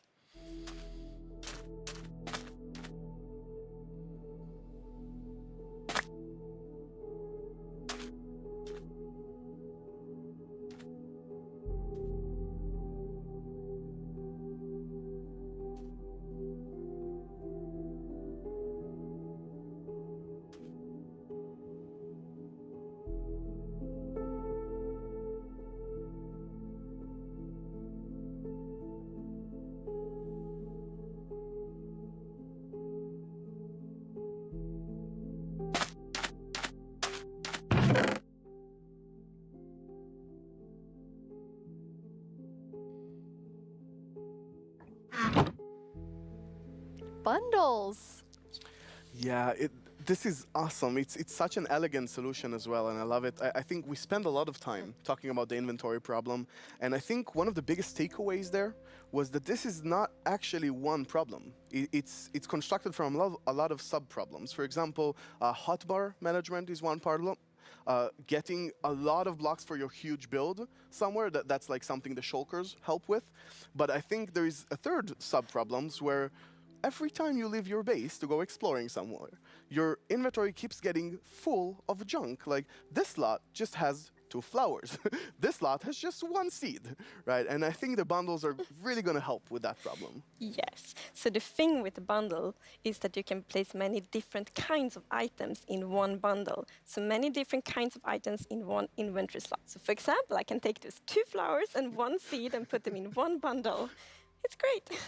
And you can kind of use them like presents too. Oh yes, I'm so excited about seeing what players do them in like shopping district, right? You can have the bundle of the day, which has a bunch of things with it, or you can have secret bundles where you have 3 of them in a chest, but you get a random one. I think it's really going to be cool. Yes, and for example, if your friend has a birthday, you can put like your prettiest item in the bundle because it looks like a gift wrapper, and then you can give it to your friend. That's so cool. We've talked so much today on the like really game design side, but how do you work on the art side? We actually have a very close collaboration with the art team, and it's great. So my job is basically to get an abstract idea and imagine how it would fit into the Minecraft universe and then start sketching it. So once the sketch is finished, I send everything to the 3D artist that it's gonna model it and animate it to make it alive. My job is to bring sketches to life and make them move in 3D space. To work with a game that has such a special look, it's amazing. It's a challenge, it's fun, it's sometimes frustrating, but it's very rewarding. I love it. I make the pixel art of the blocks. And usually when I create a block texture for a new rock type, it's going to be a lot. Like, I'm going to make 50 iterations of one block because I want to make it right. Every block is like a building block for people's imagination, right? So I try to like pour a lot of love in each block to make sure that people can create what they want. So I think my favorite thing about the Minecraft look is that it's very unexpected, very unconventional, and that's where like the special comes from. Minecraft in terms of game art is special because it has such a unique look and it's very restricted. It has to be 3D pixel art and we can only work within those boundaries. So we have to like think inside the box but also outside the box. I've been working on this exciting new mob. This new mob will be the cutest predator ever existed in Minecraft. This update is incredible. Like, people have been waiting for this for so long, and we're finally gonna do it. I hope that the community is really, really happy about it. I hope they have a lot of new stuff to play with, and I hope that they're excited to see some concepts as well. It's so lovely when you can think about all of the different jobs within game development. I love seeing the artists and developers, and we all, like across the show, there's so many different types of roles that people have. Yeah, and it's really awesome to interact with all those roles and have a lot of a back and forth. We're very open in Mojang and getting ideas from all over the place, and specifically working with the art team is amazing as well. You sort of throw one idea to the air and he draws something and you're like, oh, what is that white thing in your drawing? I didn't even think about it, and it starts so many awesome ideas going. And we even integrated into our prototype process, and actually I think until I saw those sketches by the art team, I didn't really understand what archaeology in Minecraft even means. Archaeology? Yes, so we're actually adding a new system called the Archaeology System. In this system, you're basically going to find these excavation sites all throughout your world. And you can make this new tool called the brush that is going to help you uncover the mysteries of all these dig sites. So you come to one of these ancient structures and you can sort of use the brush to clear away some of the rubble that may have collapsed in those structures. And sometimes you might even find something shiny inside them. But, and this is important, if you are not careful enough, like in real life, you can destroy that artifact. And when that artifact is gone, that artifact and all the secrets it held are gone forever. But if you're careful enough, if you take your time and you're deliberate, you can get some of those hidden artifacts. And for example, here we got a ceramic shard, which is basically how whoever lived here used to tell and pass on their stories. I love the story sides of the archaeology, because we often talk about that we want to deepen the mystery in Minecraft. And when you find these hidden artifacts, you kind of find like connections and hints.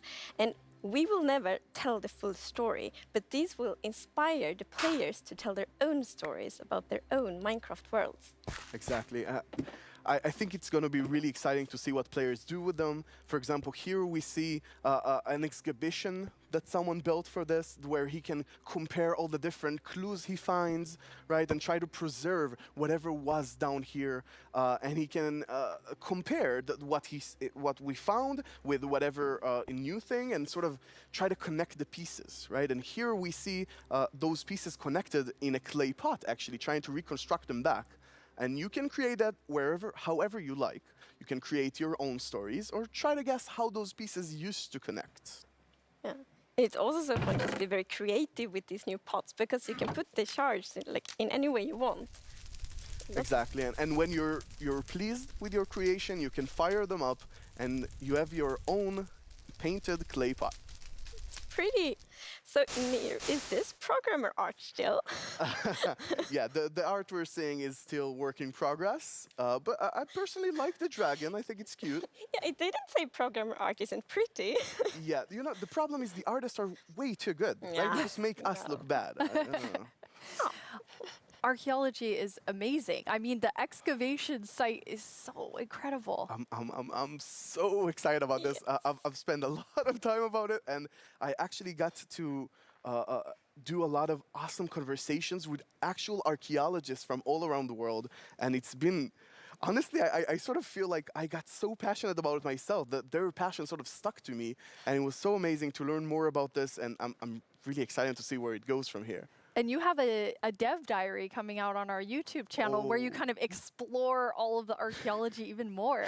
Yeah, it's honestly really, really exciting. So I had so much fun with this, and I learned so much that I decided that it can't stop with me. So we're going to do a dev diary when we're actually going to talk to those archaeologists. And actually, we might even get to visit some interesting locations. That is amazing. Well, it feels very sad, but we're almost out of time. But we've been hinting at a new mob, like over the course of the show, like 3 or 4 times. So are you going to tell us about it now, please? Yes, now we're going to tell you. It's the cutest predator you will ever meet.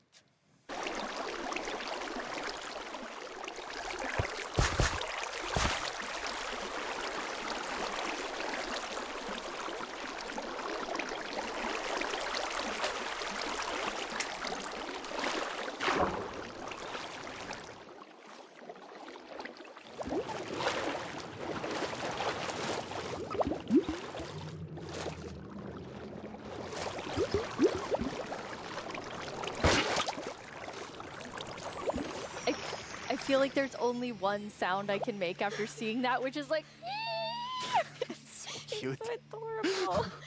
The axolotls. How did you decide on axolotls?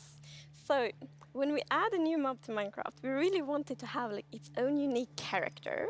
We wanted to have purpose. And it's also a very good thing if it happens to be ugly cute. And the axolotl is perfect. It has all of these things. Well, I guess on the ugly cuteness, it might be quite a big emphasis on the cute side, but still. And we actually had a brainstorm in the team. So we were like, okay, we're gonna add goats, but we want to add another animal. And then one of the developers posted like a big picture of an axolotl, and we all went like, yes. Yes, this right now. It's like the definition of ugly cute. It's like made for Minecraft. Perfect. And then we also found out that axolotls are endangered in the real world, and we think it's good to add endangered animals to Minecraft to create awareness around that. So that's also a good thing. Like with the bees? Yes, like with the bees last year, for example. But yeah, so the axolotls, as you saw in the video, they live in the lush caves, and they really add a lot of life to the lush caves. And there's also a bucket of axolotl.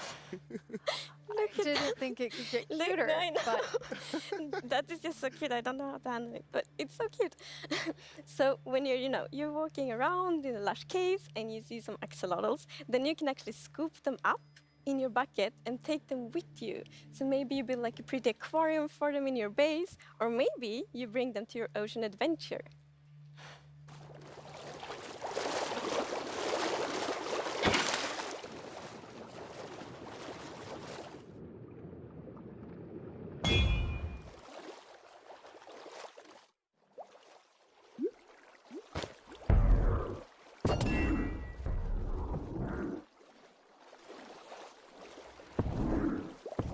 And now I see why you're calling them the cutest predator you'll ever meet. Exactly. So when you scoop them up in a bucket, you can actually create your own axolotl army, basically, and charge into the oceans with them, and they will help you fight various, well, they'll attack cute fish as well, but they'll help you fight the drowns and the guardians, and they're actually quite useful when fighting guardians because they have this special ability that whenever they take damage, they sort of play dead. And when they're playing dead, no mob will actually attack them. So they have this time to regen back, help, and then jump back into the fight together with you. And if you learn how to cooperate with them really well, they might even heal you during the battle. That is so cool. But okay, so you added these 2 mobs that are like as different as possible with the warden and the axolotl. Yes. So this update is actually a lot about contrast, which is great because it creates like a dramatic player experience, which is so good.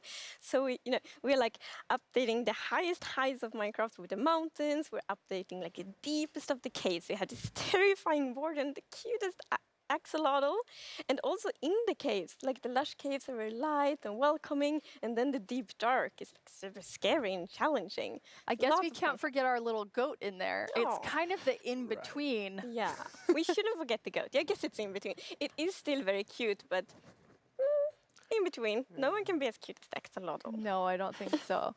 Before we tell everyone the winner of the mob vote, let's take a look back at some of the exciting things that we've talked about today.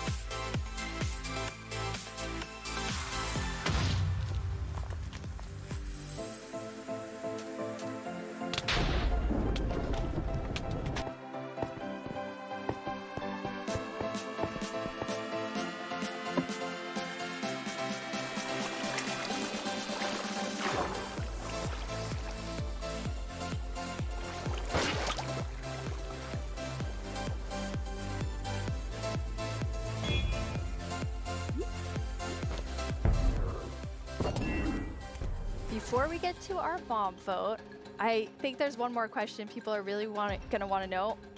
When are we going to get the Caves and the Cliffs update? It's a good question. So we plan to release it summer 2021. And this actually is really good. As I mentioned in the beginning of the show, we really want to have a lot of time to work together with the community to like gather feedback, see all the great ideas, because the community always have so many good ideas. So it feels good that we now have a lot of time to actually work together on this update. Amazing. And the community decided on a new mob that will enter the game. So which one of you gets to do the honors today? So I think Tiny Agnes has been a bit mean this year, so I think you should open it, Nina. You should announce the winner. Yes. Can I look first? Yeah. You're gonna know before everyone else? It's the glow squid! Wow. I guess everyone was mesmerized by the glow squid, not just the tiny ones. No, I wow. was really not expecting that. That is so awesome. Yes, like I didn't expect it at all, but it's great. And glow squids will look so cool in the caves. Like exactly. The atmosphere. They fit this update so well. Like it will be, imagine it's just all dark in the caves and then you see the glow squids swimming around. It will be so good. Beautiful. Can they be friends with the axolotls? The axolotls are predators, so I'm not sure. The axolotls might actually attack the Yeah. Oh no. We'll see, we'll see. I'll talk to them. Think about it. Yes. We have committed to a lot of things, so I think we need to get work on all of the things that we've shown in the show. Yeah.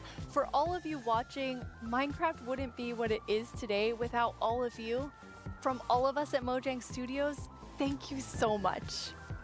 Bye.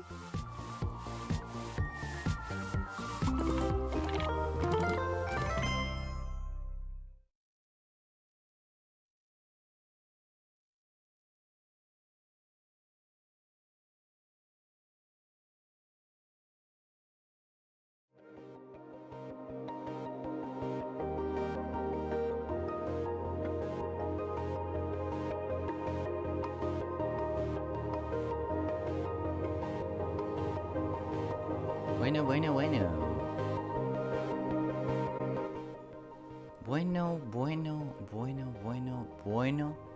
Bueno.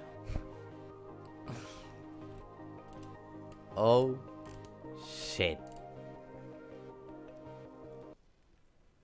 Hola, primero. Yo soy Alifercito. Estuve retransmitiendo la MINECON y oh, shit. Oh, shit. Muchas noticias. Es más, me fui anotando las cosas que habían presentado para repasarlas ahora al final. Y estuvo tan bien hecha la MINECON que ni siquiera eso, porque repasaron incluso ellos directamente al final. Repasaron lo que habían anunciado. La verdad, me pareció increíble. No sé. O sea, tenemos ahora con el anuncio de la 1.17, la Cave Update, la tan esperada Cave Update, viene entonces junto a una actualización de arqueología, nuevos mobs, tanto mobs de cueva como algunos mobs acuáticos también. Yo en lo personal la verdad que no esperaba tanto la Cave Update, o sea, no tenía tanta expectativa con eso, pero la verdad que me sorprendió el tema de cómo van a ser las cuevas ahora, que se haya mejorado la generación, que haya espigas, incluso que haya plantas, porque antes las cuevas eran como algo muy, muy sólido y vacío, y creo que ahora sí que se va a hacer un entorno un poco diferente, ¿no? Pero la verdad que me pareció muy buena la cantidad de novedades que hay en el Minecraft común, incluso la incorporación de las cabras, que de hecho el único animal que se generaba más o menos en las montañas era las llamas, y que ahora se generen cabras, que son como animales más de montaña incluso. Va, increíble. Y bueno, y sobre el resto de los juegos, que Minecraft Earth va a tener actualizaciones, Minecraft Education Edition también, y además presentaron el concurso mundial de construcción para la versión de Minecraft Education Edition, y sobre todo en cuanto a Minecraft Dungeons, que en Minecraft Dungeons entonces ahora vamos a tener crossplay, vamos a tener cross-platform, y además vamos a tener un nuevo DLC dentro de poco, que la verdad que con lo que presentaron del DLC parece que va a estar muy bueno también para Minecraft Dungeons. Y bueno, lo del cross-platform a nosotros nos viene re bien, porque de hecho ya saben que DocDonald se adquirió el juego para PlayStation, y al adquirir el juego para PlayStation nosotros no podíamos jugar juntos. Pero bueno, ahora con la presentación de Cross Platform también vamos a poder jugar a Minecraft Dungeons. Yo creo que fue increíble la presentación de hoy. Ahora está DocDonald también conmigo. DocDonald, bienvenido. Buenas, gente. Pedazo de Pedazo de MINECON, Y eso que MINECON. yo llegué tarde, pero me vi bastantes cosas y llegué tarde, o sea. No, la Me verdad encantaron que los ajolotes. ¿Cómo eran? En español creo que eran ajolotes o algo así, ¿qué? ¿no? Los pececitos chiquititos con pelitos. ¿Los del agua? ¿O los...? Sí. Ah, sí. Los del agua. No, en español no tengo Ajolotes. idea cómo se dicen. Creo que eran ajolotes o algo así. Ajolotes, algo así, sí. Ay, son muy buenos. Son muy cutes. Necesito tener ahí tipo un cuadrado en mi habitación, tipo con agua, y verlos ahí todos los días levantándome a la mañana. No, sí, la verdad que... Es que es tan ¿me entendés? Porque es violento, pero es tierno. Es una cosa que te da ternura. O sea, vos los ves matar y decís, oh, qué lindo. Pero ¿Me viste la entendés? Como, cantidad de cosas que presentaron. Y bueno, recién les estaba contando ay, las cuevas. No, pero sobre el Minecraft tenemos un montón de cosas. Por fin las cuevas van a tener un poco Va a más de haber- forma.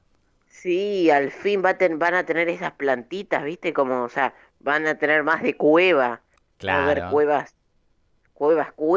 Sí, va a Y haber cuevas que más. tengan un poco más de relleno. O sea, también Claro. tienen las espigas estas que hacen daño, se No va, rompen. claro. Ah, No va bueno, a y ser poco se habla de solo. que hay un nuevo mineral también. Ajá, El cobble, que copper. sería... ¿Cobres? ¿O es bronce? ¿Cobre o bronce? Creo que para mí es bronce. Bronce, bueno. De copper. Copper. The copper. Cuestión, Copper. que se puede hacer un pararrayos que atrae los rayos Ajá. con el copper. Además, ¿Telescopio? el telescopio. ¿Telescopio?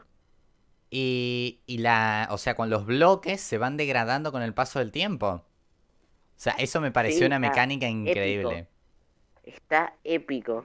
Y Quiero bueno, hacerme y una dentro de casa. las plantas de la cueva también tenemos una planta que actúa como escalera, pero se va rompiendo cuando la pisás. O sea, por el peso.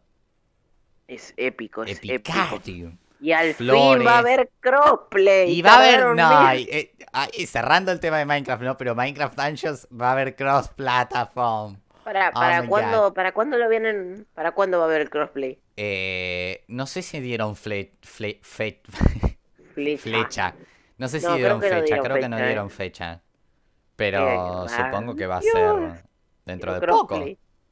Y Tampoco sí, no dieron fecha pueden. para la... O sea, creo que no dieron fecha para nada. Excepto Sí, para...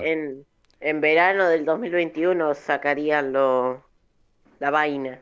¿Me entendés? Todo. En algo verano así. del 2021. Ah, claro. Sí, ahí Dijeron me verano acordé que del 2021. anunciaron al final. Lo que no sé, lo que no sé si ellos se refieren a verano de 2021, tipo o sea, dentro de un año, tipo en diciembre de 2021, o se refieren al verano que empieza en 2020 y 2021, ¿me entendés? O sea, en esa franja de enero, febrero. Claro, pero Supongo que sí. pensá que verano, ¿para quién? Porque Claro, si es para ellos verano estadounidense, es en... ¿Cuándo? ¿Junio? No, no creo sí. entonces, ¿no? Si no tiraron la No pelota un sé. poco lejos, digo. Nada, no sé no sé para qué habrán dicho. Supongo que verano habrán dicho para... No, capaz que era una fecha No para sé. otra cosa, qué sé yo. Bueno, no sabemos las fechas Claro. exactas, supongo que después lo revisaremos. Pero igualmente Sí. la cantidad de anuncios, por favor. Y espero quiero que, un porque dijeron que ajolote. iban a actualizar Minecraft Earth también. A ver si ya incluyen más dispositivos también. Que por ahora está Sí. muy, muy chiquitito el aspecto Muy de F. coso. El espectro que abarca coso, ¿no? Vi un poquito, yo cuando empecé a ver el directo y vi algo de Minecraft Education. Ah, bueno, y de Minecraft Education Edition van a hacer un concurso mundial de construcción. A la verga. Sí. Y creo que todos los que tienen Minecraft Education Edition pueden participar. Y se tienen que Buenardo, suscribir ahí. Les dieron una página. Pero buenardo. Ah, y otra cosa con el Super Smash Bros. Ajá. Que hicieron un DLC, los de Sí, Super sí. Smash, Lo vi. de Minecraft. Está mamado. O sea, Mamadísimo. Yo no lo compré, pero... Yo no lo compré, yo tengo el juego, pero no lo compré al DLC todavía. No sé si tampoco me lo vaya a comprar porque casi nunca juego al Smash. Pero está bueno, o sea, yo vi algunos gameplays. Bueno, pero lo que decíamos también, ¿qué iba a decir? Oh, shit. Ah, sí, que tenemos, además, hablando de DLC, vamos a tener un DLC para Minecraft Dungeons. Sí, un DLC gratis. DLC gratis para Minecraft Dungeons. No, yo creo que se viene. O sea, lo que anunciaron de todo. Y estoy esperando porque si sale todo junto en la 1.17, todo lo que anunciaron, tenemos mejora de las cuevas, mejora de la generación de montañas, como 5 Mobs. nuevos mobs. Las plantas estas de cueva que interactúan con redstone. El mob este que no sé si vos llegaste a ver que hay un jefe nuevo que es verde, alto verde así grande, que no me Creo que acuerdo cómo sí. se llama, que interactúa también con estas plantitas que están en el suelo y lo van guiando en las plantas del suelo. ¿Y qué más? Bueno, sí. La actualización de las cuevas que ya dije. Y además todo el tema acuático y de arqueología. Que vamos a tener unos ítems para poder explorar bloques arenosos. Ah, sí, la arqueología está. O sea, vamos Quiero a el poder sistema explorar la arqueológico. grava, la tierra, la arena y vamos a poder encontrar distintos ítems. Cosas. Ajá. Pero además hay ítems nuevos que los podés combinar para hacer alfarería también.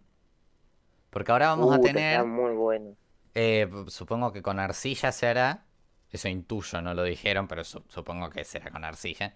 Que podés hacer vasijas de... Justamente arcilla, por eso es alfarería. Y pintarlas con estas cosas que encontrás usando la arqueología. Y después cocinarlas y llevarte la vasija, o sea... Se viene mamado. ¡Ah! Y otra Mamado. cosa. Las bolsas para llevar varias cosas. Al fin no hay que... Al fin. O sea, no es una mochila como tal, pero es utilísimo. Pero es una bolsa. O Sí. sea, resuelve No ese es una problema de backpack. decir, ay, necesito llevar 5 de oro, 5 de hierro, 5 de diamante. Entonces juntás todos esos 5 en un Porque nosotros no sé si mostramos que en un mundo que teníamos, que no lo usamos para grabar ni nada, que teníamos ahí para boludear, para probar cosas, nosotros con eso de la mochila tuvimos que meter ¿cómo era? Un plugin. Un plugin, o sea, no existe todavía, hasta ahora que lo anunciaron, algo para extender, ¿me entendés? Que sirva como justamente una backpack, ¿me entendés? Claro, Para llevar pero más fíjate cosas. que hicieron una buena compensación por el hecho de que no te dieron una backpack que vos decís, uy, me Claro. amplía el inventario. No. Te junta hasta 64 ítems de cualquier cosa, entonces te resuelve un montón de problemas. Porque, por ejemplo, si vos vas a una mina, muchas veces tenés, qué sé yo, 30 de hierro y justo se te dio por cocinar un poco de hierro y te quedó 10 de hierro cocinado, 5 palitos, 5 de oro. Juntás todo eso y te ocupa un lugar en el inventario nomás. O sea... Claro. O los stacks de redstone. ujú. Los famosísimos stacks de redstone que vos te vas a minar unas 2 horas y salís con 8 stacks de redstone y 3 o 4 stacks de hierro, 12 stacks de oro y un stack de diamante. Claro. Pero que los 8 stacks de redstone ocupan la mitad de tu inventario. Ah, no, sí, son re útiles además. Joder, O no, sea, sí. O sea, hay que llevarse, porque ahí tendría que ver, para la redstone habría que llevarse madera o mesa de crafteo. O sea, hay un lugar más. Llevarse mesa de crafteo y hacer los bloquecitos. Pero los bloques también serían bastantes. Así que eso. No, sí, nos lo de la acaban de- bolsa resuelve... No sé cuál será el crafteo de la bolsa, pero sí que Yo resuelve supongo un que montón de será. problemas. Yo supongo que será con cuero. Con un cofre seguro. Capaz que es con un cofre y cuero. No sé, Ajá. puede ser. Pero... A ver, que hay que ver cuánto cuesta, o sea, porque a lo mejor es un crafteo fácil y te haces un montón, ¿me entendés? Imagínate llevar todo tu inventario de mochilas. en mochilas, tipo, en tu inventario estar lleno de mochilas. Sí. No, sí que te amplía mucho O sea, la... eso es al fin. Al No, fin pero lo van a meter. a mí me viene genial. O sea, yo odio tener el inventario lleno. Y encima viste tenerlo lleno la con basura. porquerías que son de 2. Sí. Tengo 2 de algo, 2 de algo. ¿Y qué hago con esos 2 de algo? Porque no lo puedo tirar porque sé que lo necesito. Ponele que sean 2 diamantes. Yo no O voy a por tirar ejemplo, diamante por tener pólvora. 2, pero si lo meto en una O bolsa pólvora. junto al resto de los minerales, bien. Claro, la pólvora, el hueso, la flecha. Todas esas cositas chiquititas que vos decís, ay, son basura, pero me va a servir esta basura. Claro. No puedo tirarla porque después en un futuro, voy a decir, necesito pólvora. Exacto. I need pólvora. No, sí, tal cual. Y bueno, esa fue una de las mejores noticias junto al cross-platform, que bueno, supongo que vamos a traer dungeons ahora, cuando salga esa Supongo que sí. actualización. Sí, porque ¿hace cuánto que no traes Dungeons vos? Y hace con mucho Sam? que no traigo Dungeons. Creo que el último Dungeons fue el primer capítulo de la serie. Que jugué con Sam y vos estabas de qué fondo porque no Sí, es podías cierto. jugar con No nosotros. había crossplay, claro. Ahora sí. Justamente no había crossplay, claro. Ahora no va a hacer falta Sam. Claro. XD. Bueno, pero Sam está invitado también, obviamente, si quiere venir. Obviamente. Joder, estoy Pero si no viene, happy, vamos happy. a poder jugarlo igual. Ay, sí, yo estoy emocionado. Ay, quiero esa jolote. Yo solo quiero... Es que ni Sí. siquiera... Es que ni siquiera es una cosa, ¿me entendés? Porque me gustó todo, o sea... Quiero todo. Pero arriba del querer todo, quiero el ajolote. Bueno, y lo del telescopio yo no sé cómo interactuará con Optifine. Porque viste que Optifine vos apretás una tecla y hace zoom. Claro, Optifine te hace zoom. No sé cómo interactuará con eso. O tal vez Optifine saca esa opción y te tenés que Claro. hacer un telescopio. O sea, Claro. igualmente... Imagínate hacerte un telescopio y al telescopio meterle zoom. Está... Veía el final del Ve- mapa. Ves las partículas de la maldita Tierra. Claro.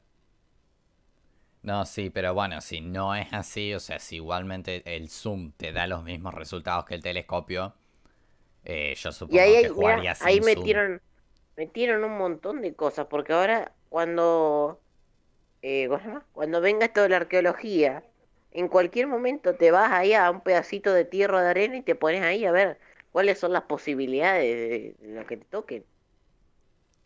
Claro, O sea, sí, sí. está mamado, está mamado. No, sí, lo de la Después hay que explorar las arqueología, cuevas, increíble. esas cuevas gigantes con esos como Ah, esos ¿viste lagos cómo se mejoró la subterráneos. generación también? Pero me encanta. Claro. Y hay varios Como tipos de cueva también. la parte en la que volaron con los elitras por la dentro de las cuevas.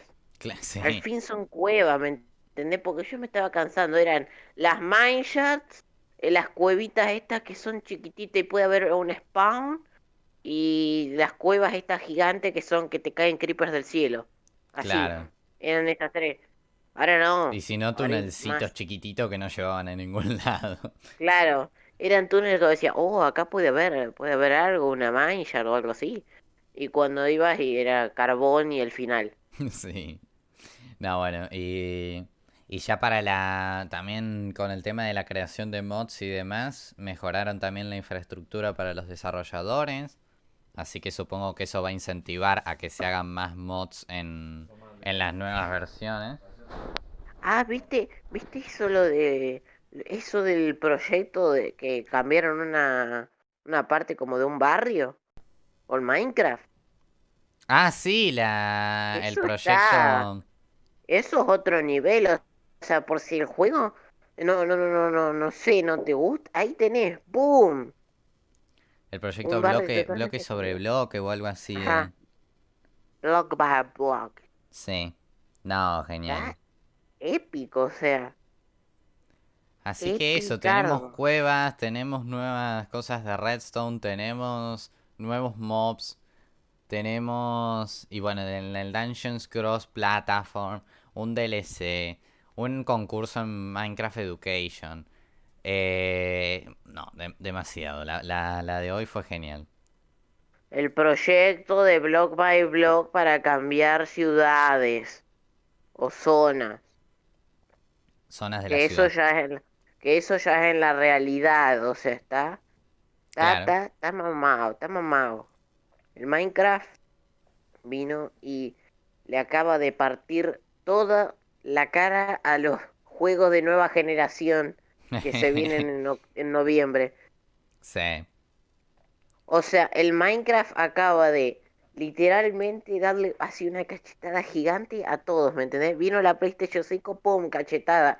Xbox, las series, todas las Xbox que van a ser las series L, series X, series S, pum, dadas vuelta. Bueno, y recién logró tener el primer puesto.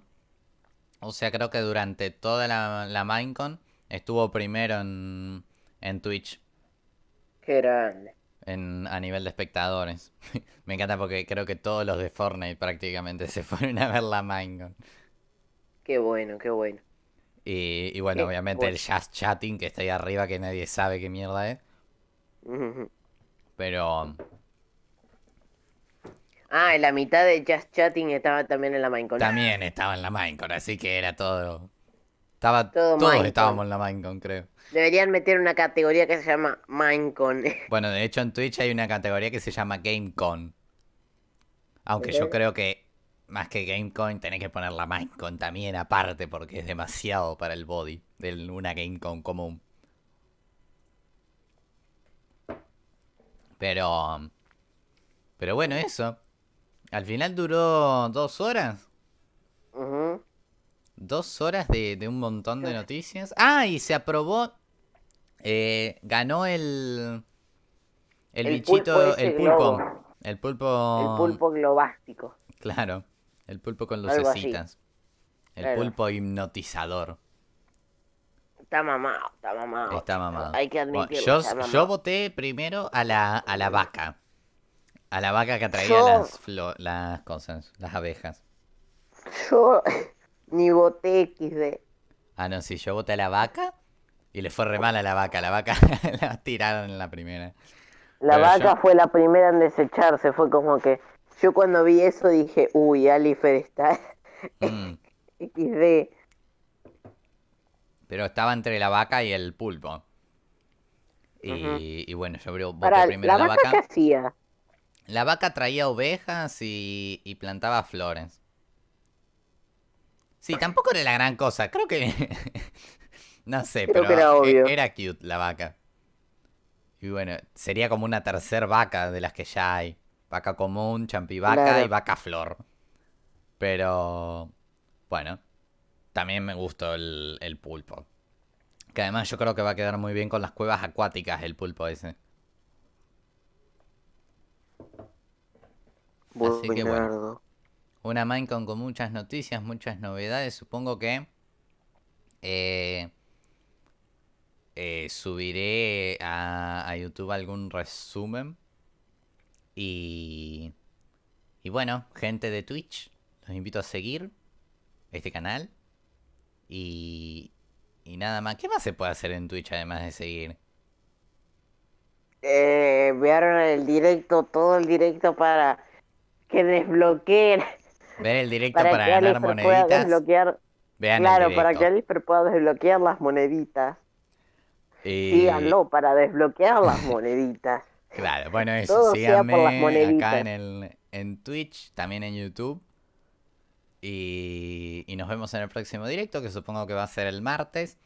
Creo que ese va a ser en YouTube.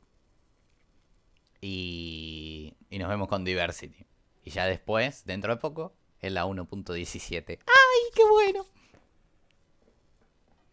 Bueno, gente. Estoy muy emocionado. Eso fue todo, DocDonald. Despídete. Bueno, gente, un placer haber presenciado la Minecon. No estuve desde un principio, pero llegué, pude llegar porque pensamos que iba a durar 1 hora el evento, pero llegué. Cuestión, estuvo épico, epicardium. Ya me dejó con el hype ahí arriba. La Minecon, ya quiero el maldito ajolote. Es más, voy a ir a algún río de acá de mi ciudad, algún laguito, y voy a buscar un ajolote. Y si me tengo que ir hasta México a buscar un ajolote, me voy hasta México. No sé por qué México. No sé por qué al ajolote lo relaciono con México. No me pregunten. Cuestión. Espero les haya gustado. Espero los haya dejado tan hypeados como a nosotros la Minecon. Y bueno, nos vemos en un próximo video o directo. Chicos, ahora sí, nos vemos en el próximo video o directo. Y adiós. Adiós.